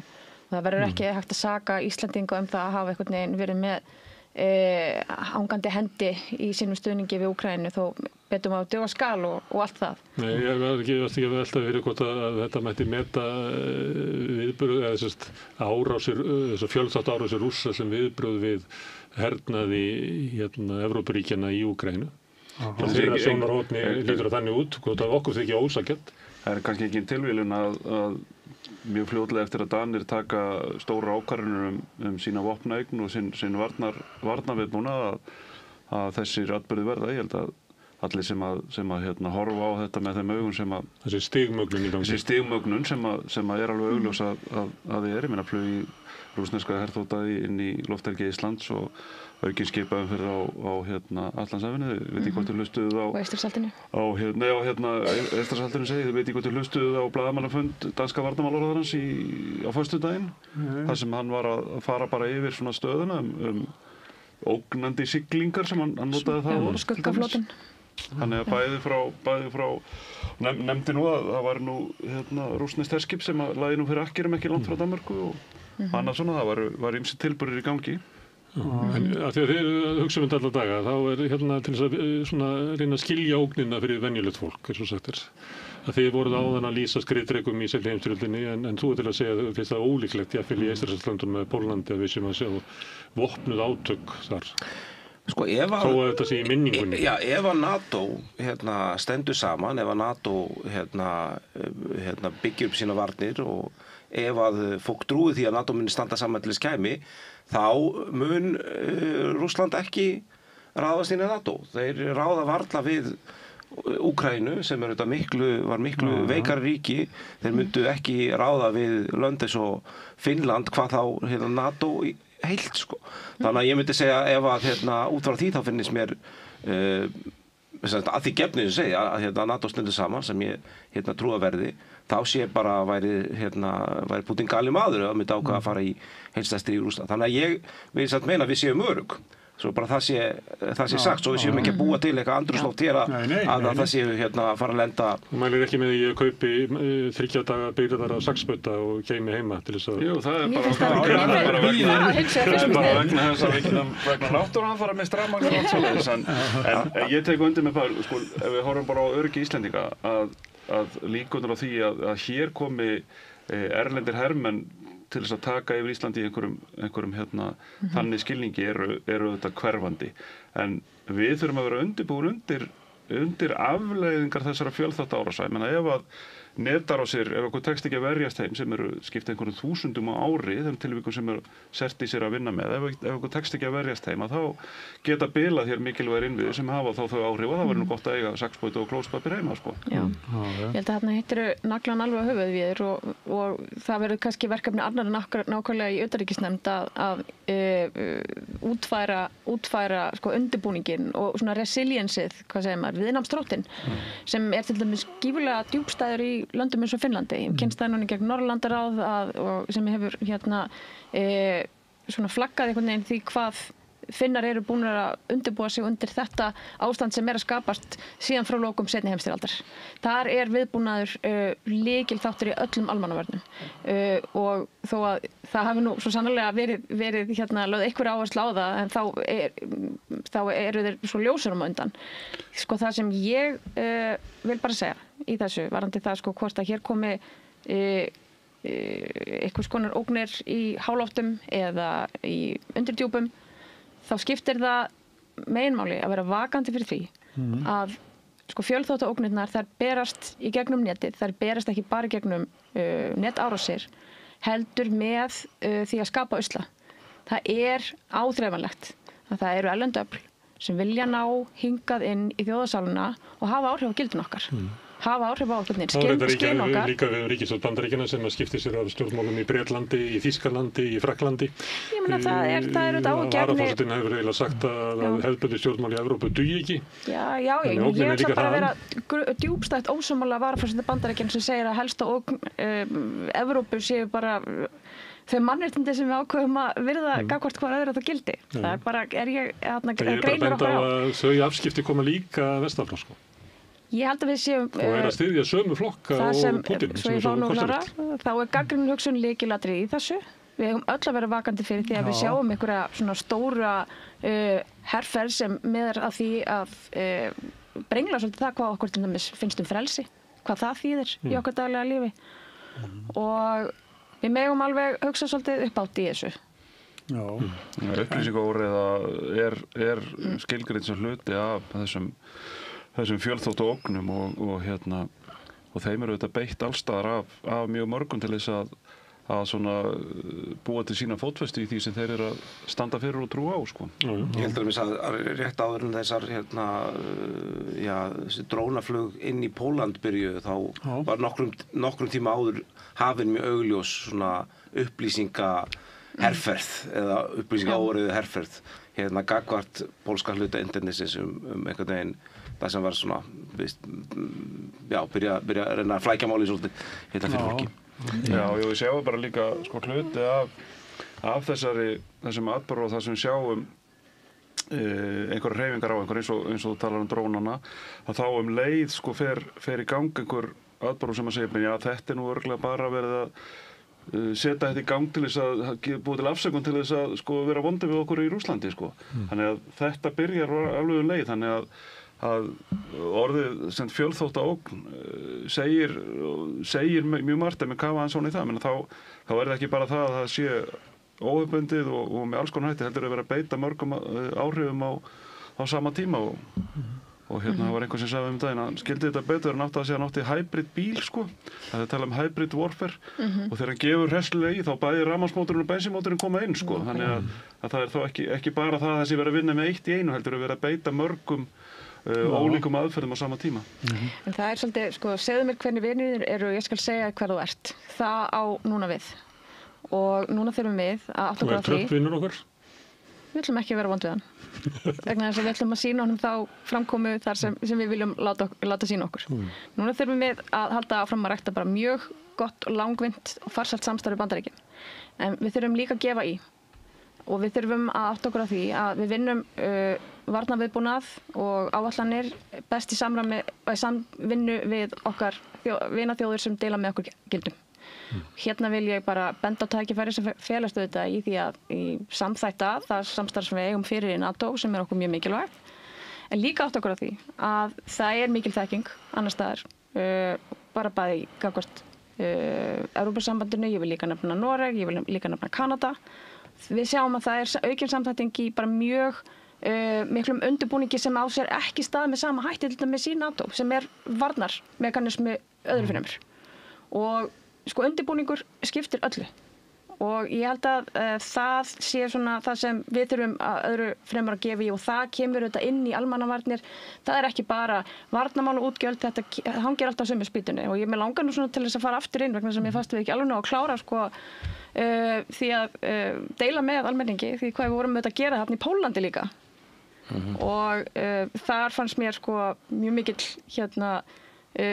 mér fannst formaður auðvitað bara ná að blómstra mjög mikið í sínum hlutverki hér sem pólskur innflytjandi þar sem það var augljóst að það var mikil virðing borin fyrir því að og svona, ég vil bara nota orðið eins og bara svona lotning yfir því að ég er að tala um formaður utanríkisnefndar og ég er orðin að bara við vorum þetta fólki fannst þetta merkilegt Við fundum fyrir því að það mikill vilji til að segja þétt og gott og náði samstarf við Ísland. En það var auðvitað eitthvað þetta var auðvitað bara pólitísku fundur og þarna fengum við auðvitað svona spurningar bara hvernig komist þið upp með ykkar takmarka framlag og svo framvegis og við áttum bara þegar svo við því að við værum auðvitað bara að gefa allt það sem við ættum í því að vera öflugur bandamaður og góða gestgjafi þó við séum ekki auðvitað að búa til landir. Það náttúrulega í svona herrvæðingu Evrópu og áherslu sem á því sem mikil og við gætum alveg rætt það hvort það sé eiginlega endilega gott að það færist yfir í öll svið. Ég held að vestnorræna ráðið hafi verið hittast daginn og það voru líka að tala varnarmál. Þannig að varnarmál orðið umræðu efni númer 1 allstaðar og við getum veltið fyrir okkur út að það sé endilega rétt að leiðin. Það ekki gott, það saman hátt ef maður fær krabbamein, þá mjög mikið rætt krabbamein á heimilinu, en það ekki út af því að maður finnst svo gaman að ræðum það. Ástæðan alltaf bara svo að það að Rússland hefur ákveðið að fara með ofbeldi gegn nágranna sínum og reyna að innlima í sig. En kannski ekki Færeyjar, Ísland og Grænland. Það frekar Bandaríki sem ógna Grænlandi. Við erum að horfa á þessi mál bara líka alveg heilstætt. Við erum eins og við talar vestnorræna, við erum alltaf bara liggjum hér á svona landfræðilega mikilvægum stöðum og gegnum mikilvæg hlutir og þá samstarf okkar bæði vestnorræna og norrænaráðinni skiptir auðvitað miklu máli vegna þess að við deilum svo mikið af sameiginlegum gildum og þegar við skoðum bara menningu yfir höfuð, við getum farið alla Evrópu þá sjáum við það mjög fljótt að það eru mörg lönd í Evrópu sem eru líka okkur en svona menningin og þeirra nálgun og ýmsa hluti eru öðru sér bara sögun og reynslunni. Við deilum kannski meira þessum hlutum. Þannig hefur svo samskiptin í vestnorræna ráðinu verið á menningarlegum grundvelli en ég bara benda á þessum dæmi að á þessum tímum sem við lifum þá komin öryggismál og hernaðarmál komin inn á borð þar líka. Ég held að þessi bara gott fyrir okkur að muna það eiginlega alveg sama hvað í gangi. Það alltaf fyrsta hugsun allar að setja eigið öryggi fjölskyldunar.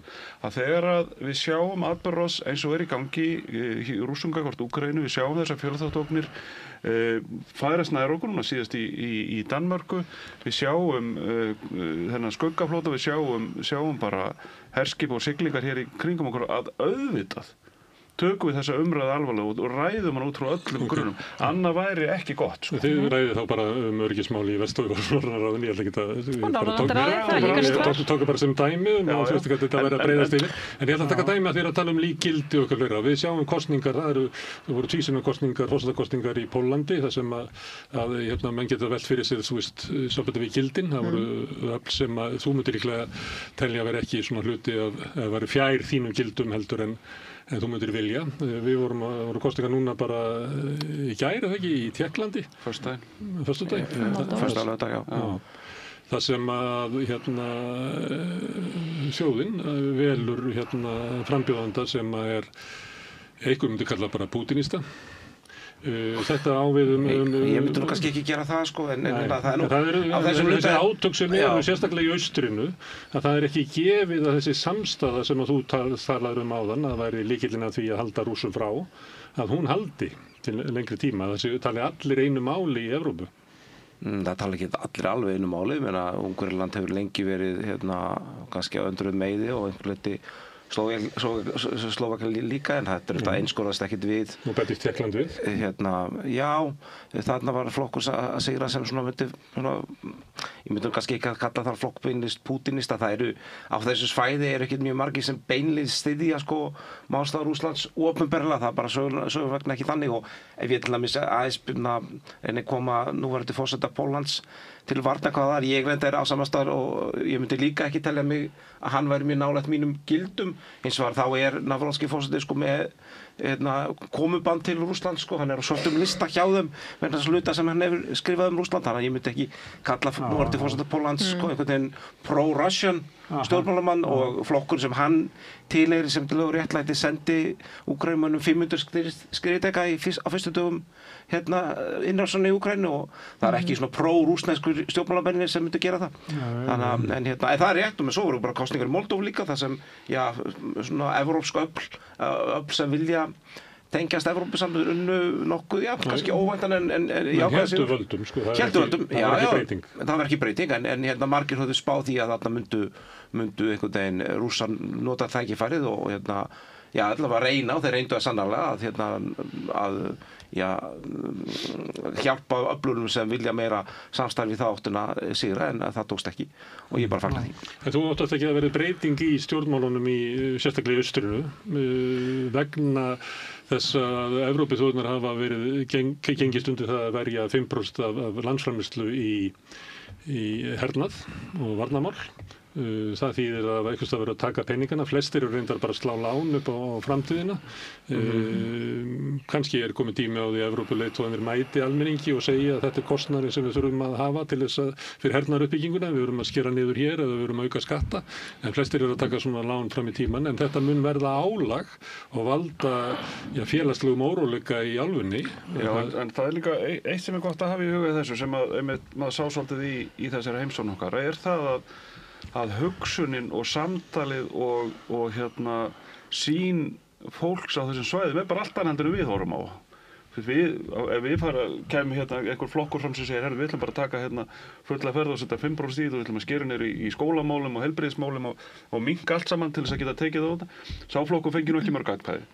En í þessu löndum, þá bara svo stór hluti þjóðana sem hefur bara upplifað árásir og yfirgang Rússa að menn segja bara, við verðum bara að standa í lappirnar, við verðum bara að sætta okkur við það við sem að taka hér lán sem við ætlum að greiða næstu 20, 50, 30 árum eða við ætlum að hagræða í rekstri, við ætlum að skera jafnvel niður eitthvað í rekstri til þess að geta tekist á til að verja frelsið okkar. Þetta bara orðræða og upplifun sem að við eigum held ég bara mjög erfitt með að setja okkur inn í því við höfum aldrei staðið í þessum sporum. Þetta bara hárrétt, ég meina í þessu öruggasta landi heims, Íslandi, engin menning fyrir því að tala öryggismál. Og það mjög svona, hvað segir maður, tough sell að fara að markaðsetja. Við ætlum að fagna því að þurfi ekki að tala öryggismál. Nákvæmlega, en núna bara staðan þannig að við eigum bara að taka þessu umræðu og við eigum bara að ræða þetta eins og og horfa á bæði hvað við getum gert í þessu samstarfi okkar, hvernig við göngum frá því að varnarsamningur við Bandaríkin, aðild okkar að NATO, tryggja okkar svona eitraöryggi, en á sama tíma mjög mikilvægt að tökum umræðuna það, hvað það sem við þurfum að gera innanlands, hvernig eigum að efla viðbúnaðinn innanlands og við búum bara í þannig landi líka að ef við gefum í til þess að verjast fjölþátta ógnum að þá kemur tækni og þekking og búnað sem nýtist okkur líka í öðrum ógnum sem að við erum hér að fást við bara í mörgum sem ári, óveður, náttúruhamfarir og annað slíkt. Ég er búin að býða líka til að hóa þess í upphafi, snemma þá sagði að þeir beita Rússar beita hinnum ýmsu aðferðum og þetta fjölþáttastríð getur það verið og má vera að eitthvað sem við erum að fjalla ekki bara hér, heldur bara Íslendingar, sé komið bara óbeint svona falskur áróður eitthvað sem við höfum bitið vagnir með. Alveg örugglega, það örugglega mörg dæmi þess, en kannski ágætt samt að reynda að hafa í huga að Rússar trú ekki beinlínis á neitt og nema Rússland og árangur þess. Í gegnum tíðina þá hafa rússnesku áður Sovjetstötur einu sinni voru þau mjög femínísk, bara beittu fyrir sig sjá hvað réttindi kvenna eru góð í Sovjetríkjunum. Síðan tíma þá studdu umhverfisverndar sinna í Þýskalandi til að berjast gegn kjarnorku í því skyni að þjóðar myndu kaupa meiri kólu og olíu frá Rússlandi og núna hafa undan síðkasti tekið upp málstað aðskilnað sína í Katalóníu og síðan núna eitthvað svona allt rætt sem þeir hafa gert að sínum. Það ekki endilega víst að ráðamenn í Kreml hafi gríðlega sannfæringu fyrir einhversum málstöðum, ég held að það sé ekki. Þeir bara finna eitthvað svona dót sem líklegt þess að valda usla-ólgu í samfélaginu. En já, ég meina mikið af einhverju svona held ég COVID bólusetning áróðri var alveg þekkt að myndi koma þaðan. Það reyndar beið á svolítið skemmtilega, svona óskemmtilega í rassinn með það að síðan þegar þau búin að dreifa þessum áróðum að ætti ekki að láta bólusetja til Vest-Evrópu, þá barst það svolítið aftur til Rússlands af því að Rússar treysta síðan vestrænum fjölmiðlum og vestrænum umfjöllum jafnvel betur en sinni eigin, sko. Þannig þeir lentu í bölvuðu vesenni með að bólusetja fólk heima fyrir, þrátt fyrir að Rússar sjálfir höfðu þá reglar að bara mæta heim til fólks og bólusetja ef að bólusetja ekki sjálft, vegna þess að þeir taka bólusetja mjög alvarlega. En þetta andóf sem byggur til gegn bólusetningum hafði neikvæð áhrif á bólusetningar í Rússlandi sjálfu. Þannig já, það er alveg öruggt að það sé eitthvað af því sem þeir henda inn sem ratar inn í íslenska umræðu, en það, eins og ég, það þýðir ekkert að þeir trúi endilega mikið af því sem þeir segja, sko. Nei, ég hugsa hvort að við værum að lifa í einhverju andrúmslofti sem einhver hluta mótað af þessum öflum. Já. Alveg örugglega. Það sér bara umræðuna sem að skapa oft í gegnum samfélagsmiðla og annað það sem að ýmsar þjóðir eru örugglega að hræra í okkur og reyna að koma sínu sjónarmiðum og framfæra, og Rússar eru ekki einir í því. Ísraelsmenn eru til mjög duglegir í þessu. Já, það er margt í þessu, sko, en ég hef nú verið þeirrar, ég held ég ætla að nota orðið gæfi aðnjótanda, ég hef nú farið bara nokkuð oft til Rússlands, áður en þetta hófst allt saman, og kynntist bara talsveit mikið af fólki í þessum vinnuferðum sem ég var þar kringum fótboltann og almannavarnir áður, að maður sér það, sko, sama og við sáum kannski í Póland og Litáen, að fólk, sko, sem er á ákveðnum aldri horfir mikið til þessara átaka sem urðu á þeirra líftíma, bæði Afganistan, Georgíu og síðan Eystrasaltslandana, horfir á þetta allt öðrum augum heldur en sem þeir verum hinni með línuna, þar sem að svona móðir Rússía er svolítið það sem að við þurfum svolítið að trúa á, að það sé það sem að muni tryggja það að við getum haft það gott og það verði velmegun hjá okkur, og þannig að það var líka svolítið áhugavert að kynnast þessu viðhorfi, og fólk sem maður var í samskiptum við á þessum tíma, hvernig það síðan, sko, að manni fannst vera bara svona frekar lýðræðislegt og vestrænt í hugsun, en maður getur notað það orð, það er síðan komið alveg hinum megin og skilur ekkert í hvað Evrópa er vondir Rússa, sko. Þið tilheyra öll ríkisstjórn sem kemur og ætlar að brjóta í blað, breyta stefnunni, ekki enginn af ykkar flokkum var í fyrir ríkisstjórn, og við þekkjum það og erum mikið að ræða við Rauðaborðið svona vanrækslu innviða samfélagsins, sem er stór skuld sem að við þurfum einhvern veginn að laga, því að þetta er kostnaðarsamt að vera með ónýta innviði og grunnkerfi samfélagsins. Við erum með húsnæðiskerfi sem virkar ekki fyrir almenning. Við erum með langa biðlista eftir heilbrigðisþjónustu barna og þið kannist við þetta. Það er mörg verkefni sem hlaðast upp. Á sama tíma kemur upp krafa frá NATO að við leggjum, farum í innviða uppbyggingu í öryggismálum og hernaði. 1,5% af innviðum. Það er hægt að svara sem svo að sumt af þessu eitthvað sem við hefum hvort sem gert, en það náttúrulega ekki þannig. Kannski allavega helmingurinn af þessu eitthvað sem þá sett framar á röðinu heldur en áður var. Þú vitnar í það að Pólverjar og Eistar eru farnir að segja, akkur sleppið þið svona billega með ykkar framlag til hernaðara. Þið ríka þjóðin ekki að leggja eitthvað til, og öllu líkindum í aukinni hernaðaruppbyggingu Evrópu má gera ráð fyrir því að krafan til okkar sem höfum ekki þurft að gera það sama þegar við höfum ekki her, að hún muni vaksa. Óttist það ekki að þessi hernaðaruppbygging Evrópu, þið hafið dregið það fram og þau eru að tala hvernig Eistar eða Pólverjar eða Rússar upplifa átökin sem eru miklu nærðum, en við hljótum að þurfum að gera okkar eigið öryggismat, okkar þörf á Íslandi, og það getur verið varasamt út frá öryggisjónarmiðum að leggja alla áherslu á hernaðaruppbyggingu en draga úr uppbyggingu grunninnviða til þess að halda uppi félagslegum stöðugleika í landinu. Óttist þið ekki að hernaðaruppbyggingi sem í Evrópu muni binda hendur okkar til þess að við getum byggt upp betra samfélag, jafnvel neitt okkur til að taka ákvarðanir sem við hefðum ekki að taka? Nei, ég held ekki. Ég held að ég trúi því minnst að við þurfum að gera betur í okkar innra öryggi og innri vörnum, og það sé bara eitthvað sem hafi löngu verið orðið tímabært. Við erum ágætt í að bregðast við og takast á við þegar að verða náttúruhamfarir, en við getum gert miklu betur í að byggja. Þú veist að þeir sem eru á biðlistunum í heilbrigðiskerfinu segja þessi líka löngu tímabært. Já, ég veit að leið mér að klára að hluti af því sem að tryggjur okkar innri varnir eru þetta það að samfélagið okkar virki eins og það þarf að virka og þegar menn tala innviði þá eru oftast birta myndir af einhverjum hafnarmannvirkjum eða flugvöllum og mikið talað um Keflavíkurflugvöll og uppbygging og það en á sama tíma þá ef við skoðum bara þær 7 grunnkröfur sem að NATO gerir á sína þjóði til þess að það sé mögulegt fyrir þjóðina að virkja 5. greinina og að þessi 3. greinar ákvæði sem eru þar líka með gistiríkjastuðningir þá þarf allir þessi hlutir að vera í lagi, þá þarf heilbrigðiskerfið okkar að virka, þá þarf félagslega kerfið okkar að virka, húsnæðismálin þurfa að vera í lagi, fjarskiptin þurfa að lagi, samgöngurnar þurfa að vera í lagi, stjórnkerfið þarf að virka. Þannig að ég horfi á þetta út frá þessum svona 7 viðmiðum þegar að vera að tala um uppbyggingu á okkar svona varnar og öryggismálum og ef menn lesa þær þá sjáu það að þær byggja því að hér sé bara gott og öflugt samfélag sem getur tekist á við hlutin eins og þeir eru að við séum áfallaþolin og það áfallaþol okkar versnar ef að biðlistar barna eftir greiningum lengjast. Aðtöga þetta taka út starfsemi á Landspítalanum Háskólasjúkrahúsi á örskotsstundu ef við erum ekki með innviði í lagi.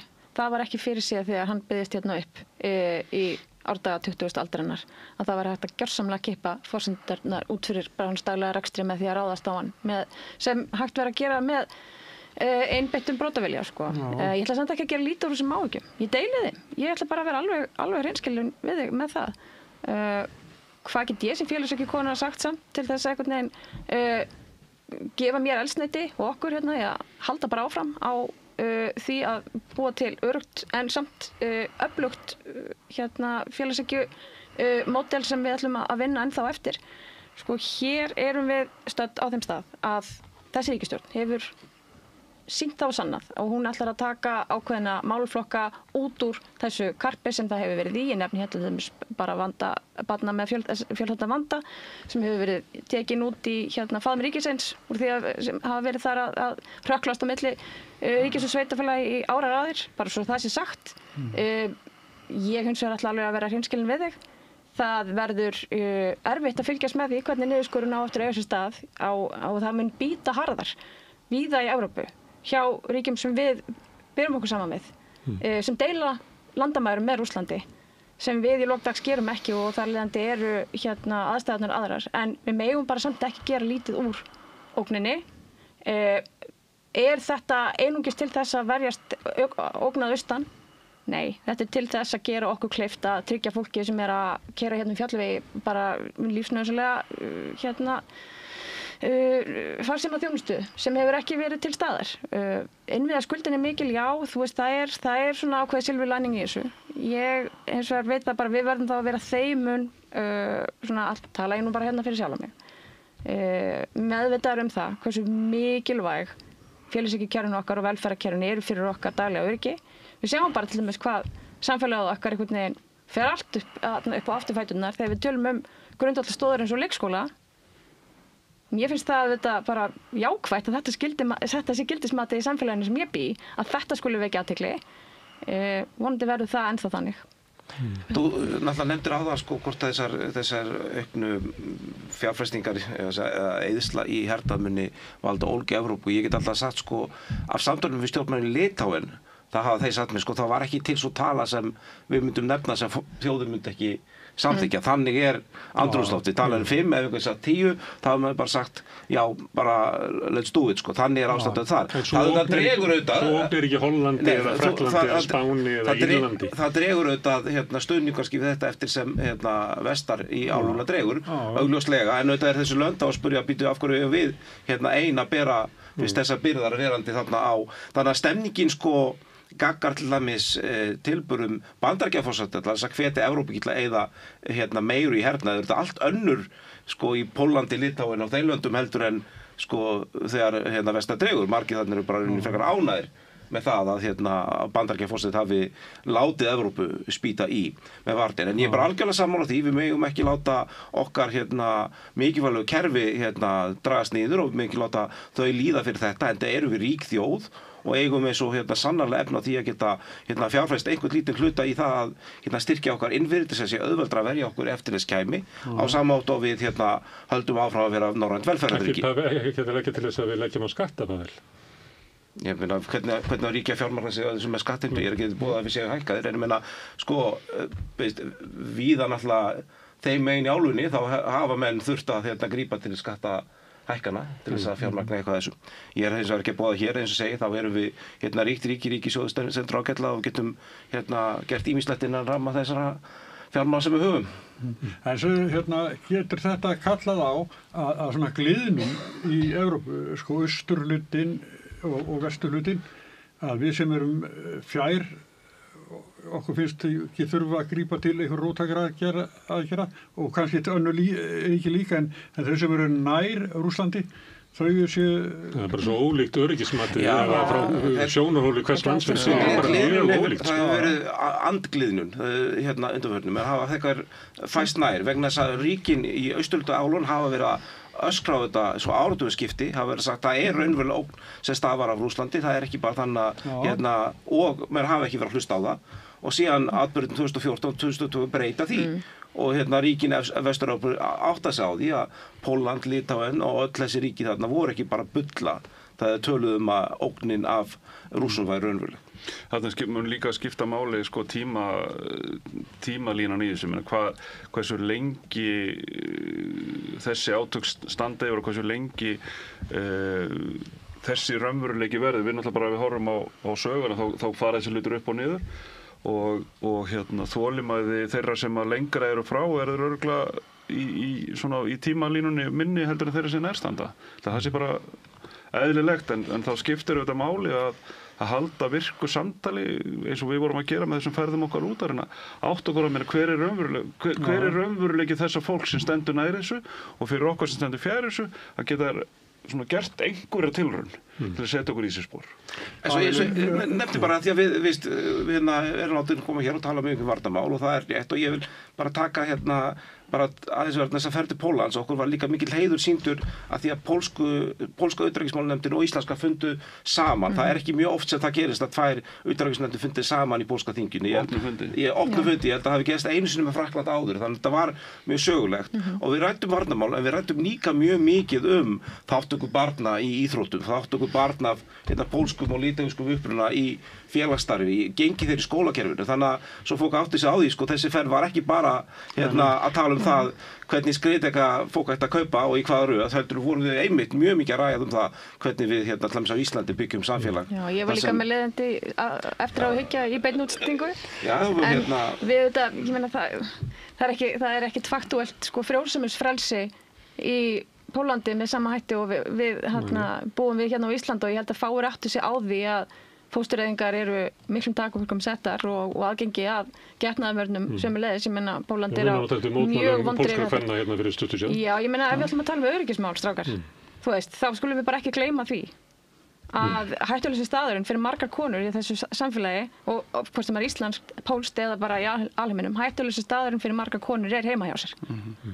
Og það má ekki... Ótrúlega vel. Ég var að hrósa fyrir það að þetta var mjög örgulega fyrir mjög marga af okkar kollegum þarna var þetta ekki auðveld umræða en þú gerir þetta afskalvað diplomatist en komst gríðarlega mikilvæg sjónarmið á framfæri. Já, ég meina vinur er sátt við það segir, skilurðu. Ég meina þetta er einn okkur mikilvægst að vinna þjóð en ég held að það sé bara mikilvægt fyrir almenning á Íslandi átt að sjá því að við erum að sjá ógnvænlega þróun í málefnum bara líkamsfrelsis kvenna. Það má ekki hægt að tala um það í öryggissamhenginu Þetta er auðvitað eitthvað sem við þurfum að takla líka. Og ég spyrir um tvö mál sem hafa verið í umræðinu hvernig Evrópa getur hert á stuðningi sínu við Úkraínu.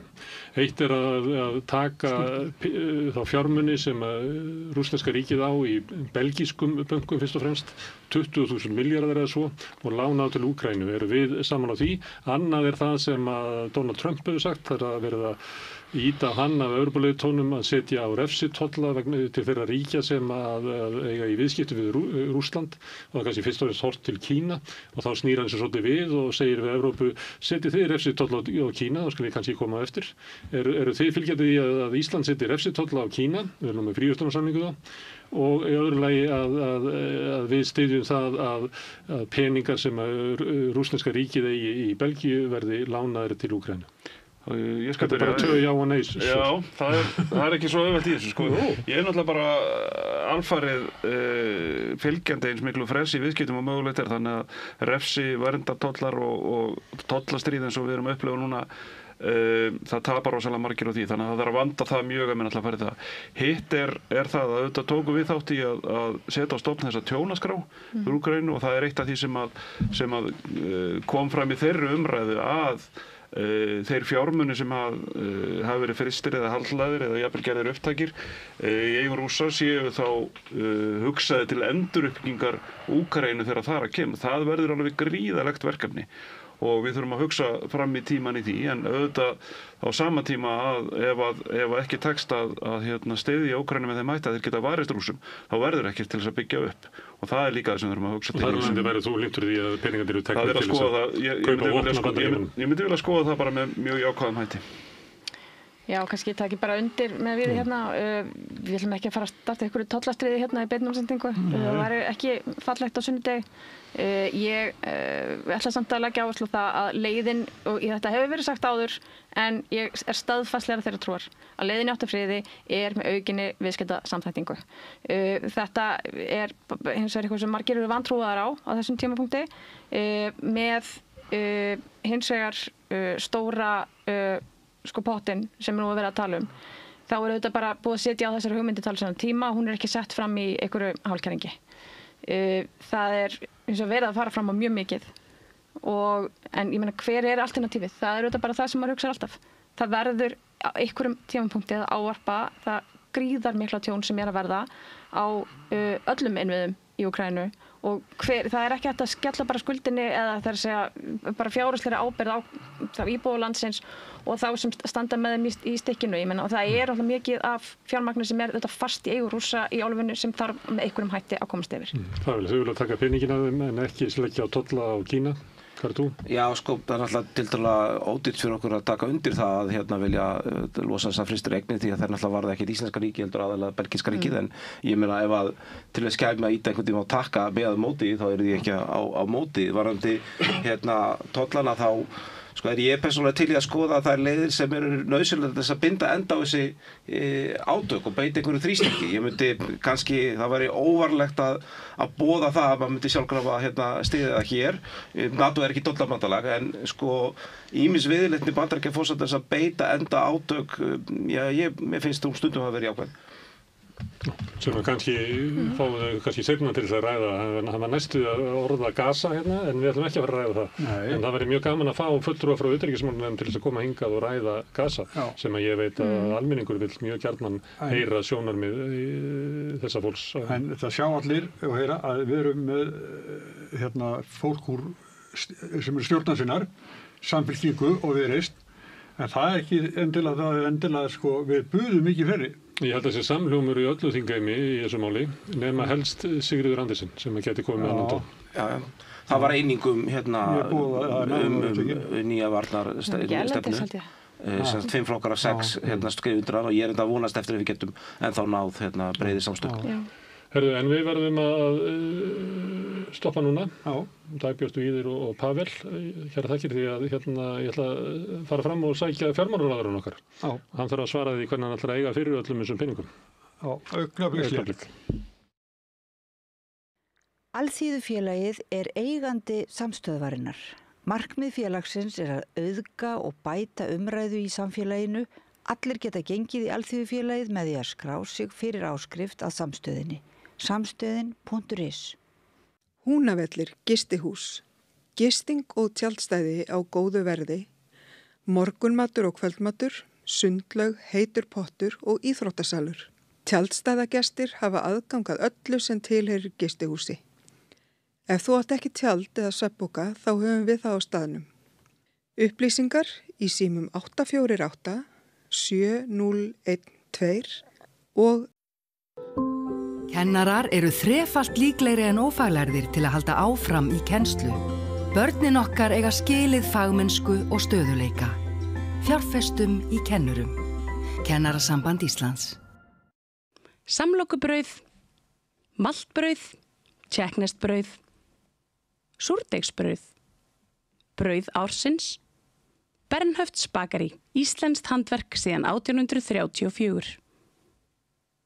Ódýr og öflugur miðill, 40.000 manns sjá eða heyra þætti samstöðvarinnar í hverri viku.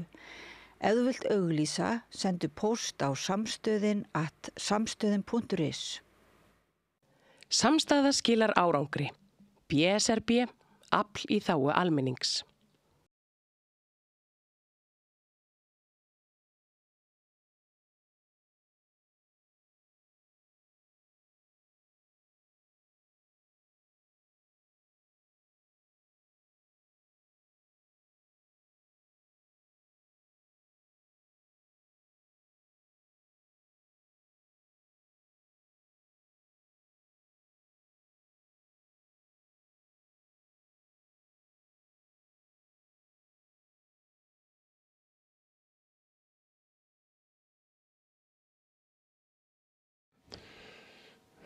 Já, velkomin aftur. Hingað komin Daði Már Kristófersson sem fjármálaráðherra. Velkomin.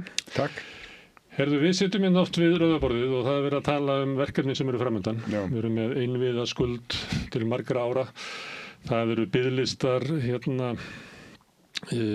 barna eftir heilbrigðisþjónustu sem meðal annars var kosningamál hjá Viðreisn. Við erum með húsnæðiskerfi sem virkar ekki. Það brotið niður svona félagslega stuðningskerfið á sínu tíma og það kerfi sem var til í staðinn þjónar ekki almenningi, allavega ekki tekjulágu fólki. NATO að ætla til þess að við tökum 1,5% af landsframleiðslunni. Þú ert að jáka í nótunum á sundi. Þú veist alveg ég get haldið svona áfram. Ég veit hvað þetta fara. Listin ótrúlega langur og sumir getur sagt þetta bara afleiðing af því að við höfum rekið ríki bara með vitlausri stefnu áratugum saman. Eftir sem áður þá þetta vandinn og það eru væntingar almennings til þess hvers konar samfélag Ísland á að vera og það hvernig það bil þarna á milli. Þú ert í flokki sem að boðaðir vinstri velferð sem að gera þetta allt saman. En hægri hagstjórn sem að þýðir það að þú ætlar ekki að hækka einn einasta skatt. Hvernig ætlar að gera þetta? Ég ætla að vera alveg rosalega duglegur í vinnunni. Sko, það sem kannski það sem að gerir Ísland sérstakt í samanburði við nágrannalöndin samsetning ríkisútgjaldana svolítið frábrugðin því sem að hún ætti að vera og það sem að stingur kannski helst í stúf og það sem að Ísland sker sig algjörlega úr hvað fjármagnskostnaður stór hluti af rekstrakostnaði ríkisins þrátt fyrir að skuldir ríkisins séu svona ekkert sérstaklega mikla þeir eru meira en við reiknaði að þegar það blikka ljósin á Ítalíu þegar þeir eru þarna að skulda kannski 90% að sömu ljós ætti að blikka hjá okkur svona við 30%. Já, út af því að við erum miklu hærri fjármagnskostnaðurinn sem miklu hærri og þetta auðvitað gríðarlegt hagsmunamál og myndi skapa verulegt svigrúm hjá ríkissjóði að takast á við. Nú þarf ég ekki að útskýra það fyrir ykkur að minn flokkur telur að þessi tilraun með krónuna sé fullreynd og það mjög áhugavert að skoða það að íslenski lífeyrissjóðir að kaupa íslensk ríkisskuldabréf á tæplega 7% vöxtum en við getum fengið lán í evrum eins mikið og viljum á lægra álagi heldur en franska ríkið með. En það ómikil áhætta að gengis á þetta? Við myndum aldrei gera það í núverandi stöðu. Það þyrfti að vera og ég held að reynsla Íslands af erlendri lántöku almennt, hún náttúrulega þenslukvetjandi, raungengið mjög hátt, við erum ekki aðstöðu til þess að nýta okkur þetta núna. En þetta segir eitthvað kostnaðin af því að reka þennan litla gjaldmiðil. Nú vitið þau þetta jável og ég að ég ekki að fara að gera neitt í þessu kjörtímabili. Það eina sem stendur til að gera þessi þjóðaratkvæðagreiðslu hvort við ætlum að halda áfram viðræðunum.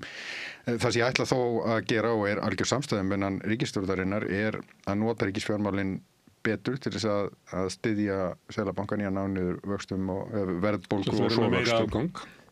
Ég þarf að vera með meiri afgang. Og hvort ætlar að skera niður eða auka skatta? Sko, það voða lítið af nýjum skattum. Já, það er ekki mikið.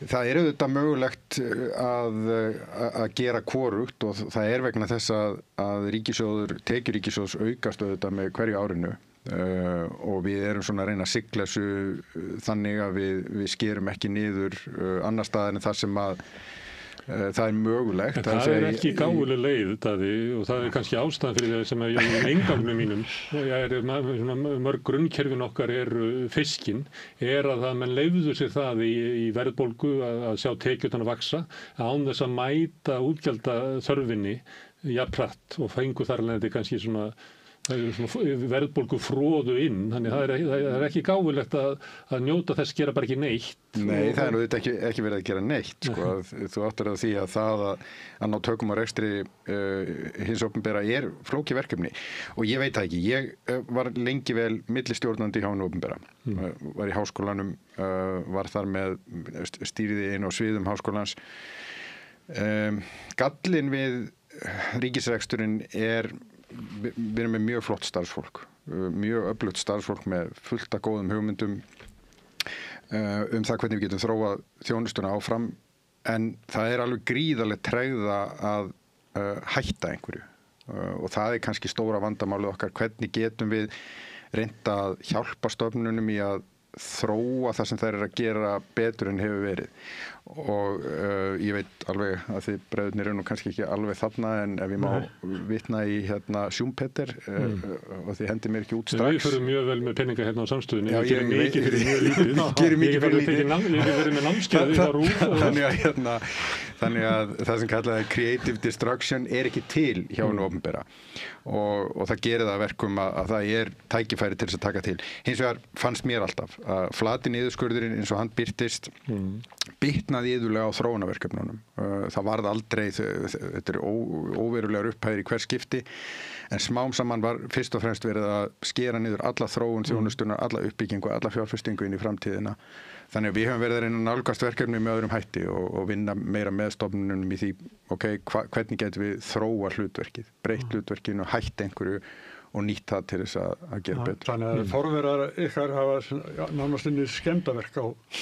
Ég er ekki hrifinn af flötu niðurskurði, af þessari ástæðu sem ég var að lýsa, að flati niðurskurðurinn hefur iðulega tilhneigingu til þess að bitna á öllum fjárfestingum inn í framtíðina, allri nýsköpun og við sjáum það til dæmis bara á húsnæðisvanda íslensk ríkisstofnana þar sem að freistingin er alltaf svo að bíða með að mála gluggana. Já, svo bara verður glugginn ónýtur og það á endanum er miklu dýrara heldur en að mála. En hefur líka árið bara inn í rekstrinum sjálfum þar sem er eiginlega ekki svona nýsköpun eða leita nýjum lausnum að því að fólk er alltaf bara að reyna að lifa frá hendi til munns sem að geta verið svo hættulegt eins og fólk inn á bráðavakti í Landspítalanum sem við erum að tala það er búið að þrengja svo lengi að þessu að það hefur ótt á því að það bara bresti kerfið. Já.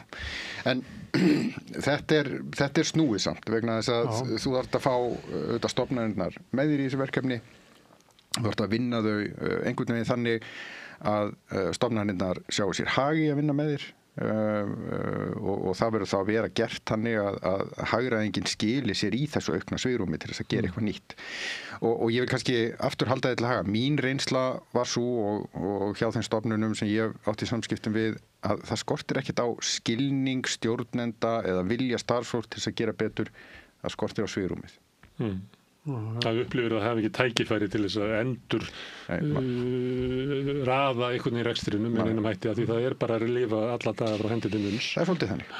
Og þetta getur haft mjög slæmar afleiðingar. Þannig að það er að stækka báknið enn? Já, sko...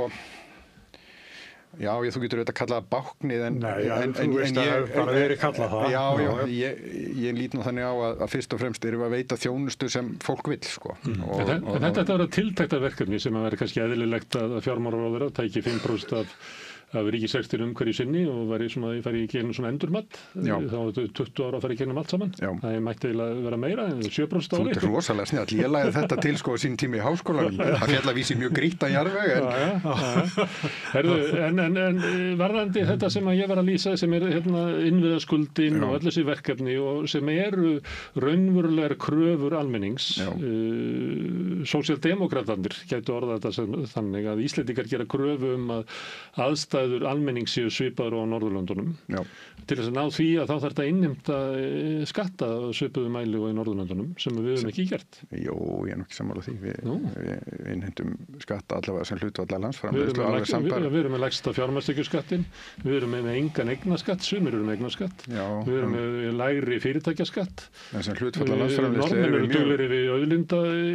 Bara Danir sem eru með hærri skatta heldur en við. Í heldina? Já, en ég ætla ekki að fara með nokkuð stefna við við erum hvorum með skýrsluna fyrir frá okkur. Þá kemur við á móti, þá myndi ég segja að það er út af aldurssamsetningu og okkur fleira, það sem er minni þörf. En þú veist hvað ég meina. Þú ert annars með hugmyndir í Íslendingum, hvernig samfélag okkar á að vera, sem að stjórnvöld og hið opinbera getur ekki svarað. Nei, sko ég held mín ímynd af Íslandi er ekki að hér sé allt ómögulegt. Ég bjó í Noregi í mörg ár, 7 ár og sumt þar var betra, annað ekki. Samt eru þeirra fjóra margfald okkar. Leikskólanur okkar eru til þessu betri, svo ég tekið dæmi.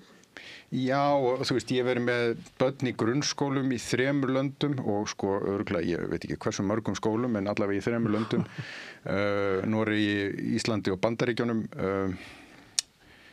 Mér fannst íslensku skólarnir sem börnin mín voru í, norsku og bandarísku skólarnir röðust bara einhvern veginn inn í það mengi sko, voru ekki eins góðir og besti skólinn en betri en lakasti skólinn. Þannig að ég sé ekki alveg þennan risastóra mun en það er algjörlega rétt hjá þér, sérstaklega þetta með innviðina, þetta og er mjög alvarlegt mál vegna þess að í bankahruninu þá skerum við þetta verulega niður. Og þetta kemur umverulega aftur að því sem ég sagði áðan, það er svo freistandi að sleppa fjárfestingunni vegna þess að þú getur hætt henni. Það er svo miklu erfiðara að skera niður kerfin. Og við náum raunverulega aldrei flugi aftur og þetta hefur bara verið að safnast upp núna á löngum tíma. Norðmenn lentu, ég ætla ekki að segja því sama en Norður er erfitt land fyrir innviðuppbyggingu, langt og mjótt og fjöllótt og allt þetta. Þeirra leið var að girða betur utan þessi verkefni þannig að þau væru bara í sér einingum sem væru þá fjármagnaðar af markaði. Hér á Íslandi eru það lífeyrissjóðirnir sem kæmi að því. Það er lausn sem við erum að skoða. Það er hins vegar, ef þú ætlar að láta svoleiðis það bara að ganga, þá verður að vera með tekjuöflun fyrir það og jú, ég meina við erum með einhverja svolítið erfitt sko. Vaðlaheiðargöng myndi aldrei ganga upp. Vaðlaheiðargöng hafa allavega hingað til ekki rekið mjög vel, það er rétt hjá þér. Spölur, það gekk upp og eitthvað getum við gert hérna í nákvæmni Reykjavíkur og það myndi allavega létta hluta þessu og það er þetta að setja meira af þessu sem ríki fjármagnar út á land. En hávarasta krafan sambandið við göng er það í Fjarðarheiði sem er ábyggilega ekki fræðilegum möguleiki að láta ganga upp sko peningarlega með veggjöldum. Ekki þegar maður myndi kosta bara 500.000 kall að fara í gegn. Já, þá myndi engi fara í gegn. Þannig að þetta er okkar snúna vandamál. En ég held, þarna held ég að við getum allavega stigið einhver skref sem að myndu þá að minnsta kosti ná til þess hluta vegakerfisins sem að eru forsendur til að fjármagna með þessum hætti og það myndi fría upp einhverja resúrsa til þess að ráðast í meiri uppbyggingu annar stað. Það er allavega það plan sem við erum að vinna eftir. Þá verðum við fyrst og fremst að tala frá Keflavík til Reykjavíkur og svo suður eftir Suðurlandi. Það sem eru möguleiki á að það sé nógu mikil umferð til þess að standa undir. Já, þetta er auðvitað eins og þú nefnir sjálfur sko þarna áðan, eitthvað samhengi á milli þess hversu dýr framkvæmdin er og hversu mikil umferðin er. En það þarf að vera eitthvað svona inn á einhverjum velli þar. Þannig að dýrar framkvæmdir þurfa mikla umferð til að standa undir sér, ódýrar framkvæmdir gætu staðið undir sér með miklu minni umferð. Einu sinni þegar það var eitthvað ammali í Héðinsfjarðarganga og þá lét ég blaðamenn hringja í íbúa sig hverju megin og breytingin sko fyrir eftir. Þá var kona sem sagði það að þetta var algjör lúxus. Hún bjó í Ólafsfirði. þegar mikill snjór úti og ég nenni ekki að skafa, þá keyri ég bara upp í göng. Bræðir af bílnum. Já, fram og tilbaka og þá þetta komið. Þá það svo dýrasta rúðuskafa sem að getur. Já, en þú veist, ég engi sérfræðingur í þessum Færeyingar geta í fámennu landi borað allt út og suður bara. Já, en þú komið til Færeyja, gerir ég ráð fyrir. Færeyjar eru pínu litlar. Þannig að þó þeir séu miklu færri heldur við, þá þetta umferðar þéttnin þeirra miklu hærri heldur nokkar, en þetta alveg rétt hjá þeir. Þeir fara nú í eyjar sem eru mjög fáir, mjög langt. Algjörlega, og þá komum við aftur á þessu sem við byrjuðum að ræða á þann, sem að þessar framþungu framkvæmdir sem eru svo svakalega dýrar í upphafi og ábatnir skilur sér á löngum tíma, þær eru viðkvæmar fyrir háum vöxtum. Því hærri vextir, því erfiðar að réttla þetta svoleiðis. Þannig að, og ég fekk mjög mikinn áhuga á Færeyjum, þannig að ágættu kollegi minn Hans Ellefsen var aðstofamaður Högni Haukdal og var svona ég rætti heilmikið við hann færeysk efnahagsmál og þá nefnilega mjög áhugavert að velta fyrir sér að Færeyjar eru utan Evrópusambandsins eins og við, en inn í evrunni. Þá að þeir vilja ekki viðurkenna það, að þá danska krónan pegguð utan á evruna, hefur ekki haggast áratugum saman. Og þeir sem eru svona, hvað maður segja, krónu sinnaðistir á Íslandi vilja meina að þessi sveigjanleiki krónunar sé svo mikilvægur, en hvernig fara Færeyingar að því með ennþá eina atvinnulífi heldur við að lifa bara fínu lífi og þið vitið, komast á upp með að gera svona hluti eins og fjármagnskostnaðinum á þeim þegar þeir leggja göng og ef þú ættir að gera? Það munar mjög miklu. Fjármögnun í evrum munar ekki miklu. Fjármögnun í íslensku eða fjármögnun í lokal-gjaldmiðlunum þá munar mjög miklu. Ok, þannig að lausnin að taka upp evru, en þú ert ekki að fara að gera það eins og bentur á. Nei, þannig að ég verð að vera með annað plan. Þú getur heldur ekki verið hérna í þessari lobbyhljómsveit og við spilum blues og verðum alltaf að tala að við langir meira til að spila Dixieland. Þú verður að spila hennar blues. Ég verð að spila blues. Hvernig þarf að leysa þetta með þrefaldan fjármagnskostnað á við önnur ríki sem að þýðir það að við getum skuldað minna en önnur ríki? Já. Og gert minna. Og þar er þetta gert minna, því að það er mikilvægt náttúrulega ríki hafi möguleika á lántöku til þess að standa í fjárfestingum sem að byggja upp betra samfélag til lengri tíma. Já, en það erfiðara fyrir okkur vegna þess að ávöxtunarkrafan okkar hærri sem þýðir að ábatinn þarf að skila sér hraðar heldur en hjá sambærilegu landi sem ekki býr við þetta. En þetta er alveg rétt hjá þér, við ættum ekki að vera í þessum umræðum vegna þess að það er ekki eins og ég sé að fara að gera neitt í þessu. Þannig að það sem að við auðvitað höfum lagt megin áherslu á að ríkið styðji Seðlabankann í að ná niður vöxtum og verðbólgu. Það hefur verið megin stefi hjá okkur að reyna að stilla ríkisfjármálin þannig af að þau séu ekki þenslukveitjandi. Þess vegna leggjum við svona mikla áherslu á hallalaus fjárlög á árið 2027 og minnka hallan svona mikið eins og við gerðum á næsta ári í fjárlögunum. Finnst þér vaxtastefna Seðlabankans ekkert undarlegt? Þú ert mesti skuldari á Íslandi. Já.